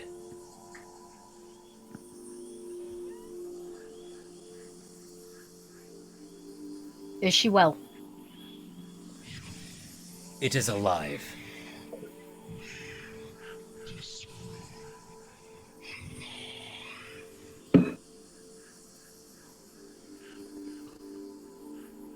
I'm gonna whisper to Aachen and say, where's the Goliath? Aachen's gonna shrug a little at Heinrich and then look back at Mama Yeti and say, there was a third with them, a Goliath, like me. I have not left the cave. My mate is the one who took care of the trespassers. Understandable.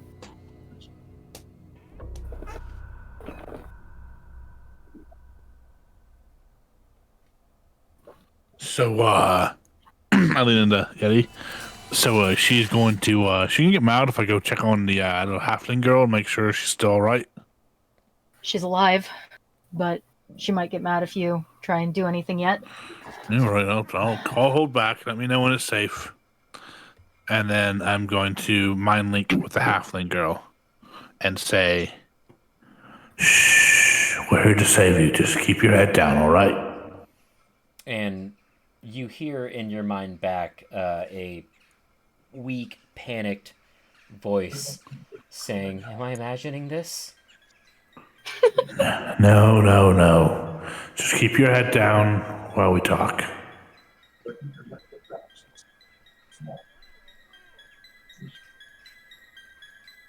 The Mama Aachen Yeti- will. The Oh, Mama Mama Yeti looks Yeti? expectantly at Aachen. Yeah, and he's going to say, sadly, this girl, she has a family, she has a home. Is there any way that we could make a trade? Your goats would be more than sufficient trade for the meat. I appreciate that. Then take it. Leave the goats. Go quickly. Of course. Thank you. Your kindness will be remembered. And he'll give a bow before turning to the halfling girl and extending a hand out to her. Remember this kindness by not returning. Of course. And the halfling girl will extend a shaky hand to you as you help her up. She can barely stand on her own. Can I give her a piggyback ride? Carry her? Yes, easily. Okay, I'm gonna do that. And then I'm going to turn to the baby Yeti and just say thank you before turning back to the mother and saying good health, and then turning to leave. And the tyke is going to say, "Look what I can do," and do a backflip. Aachen is going to give him a bright grin and say, good. Keep practicing. Okay, so yeah, you guys are taking the halfling girl and leaving. Mm-hmm. And you are able to do so with no Cool. further complication. It takes you a little bit to get back down the mountain to the base camp. And George, then there it is. and then another couple hours to get into town, and it's well into the cold dark of night at this point. But you do manage to make it back to town and make it back to the northern light where it is warm, and you are able to take Garrett back to his home to see Keegan, who is Cool. most grateful. And he gives you, in return, a small wooden crate and says, "For your troubles, like I promised. Thank you so much for bringing my husband back to me." It was no problem, really. Quite the adventure. I'm glad he's safe. I as well. And probably none as happy as Boy. You've done this family a service today. As promised, I've spoken to the proprietor of the Northern Light, and you have 3 days and nights of free stay and meals. The ale, of course, will be on your own tab. Of course. That's the best I could do. I appreciate it. More than generous. Just make sure you let everyone know that Yetis are real, I say, looking at Heinrich. Who would doubt that Yetis are real? And Heinrich's just there crossing his arms. Like, I don't know. Dilettantes from out of town, perhaps.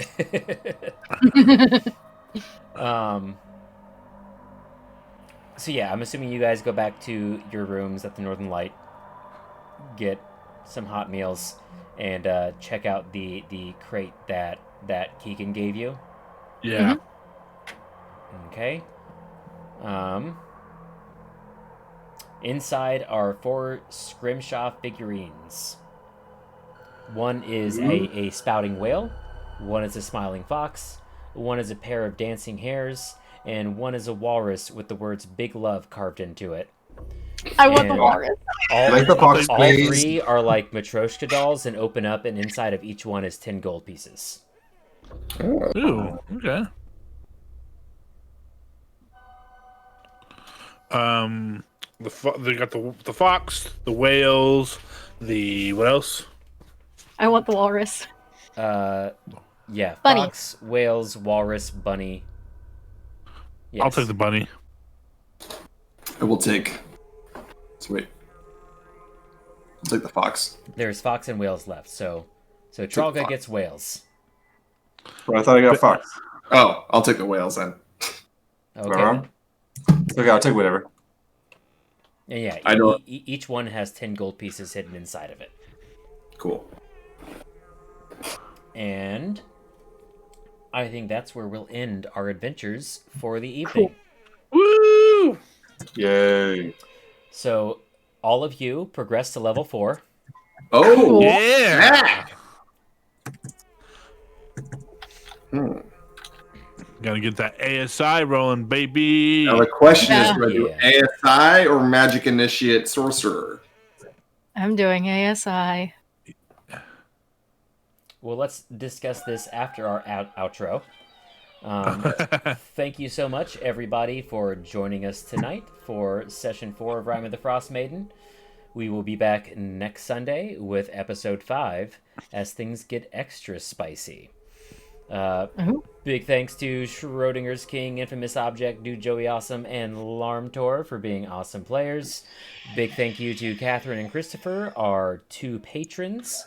And if you would like to become a patron and help us with our ghost train problem, the link is in the doobly-doo below.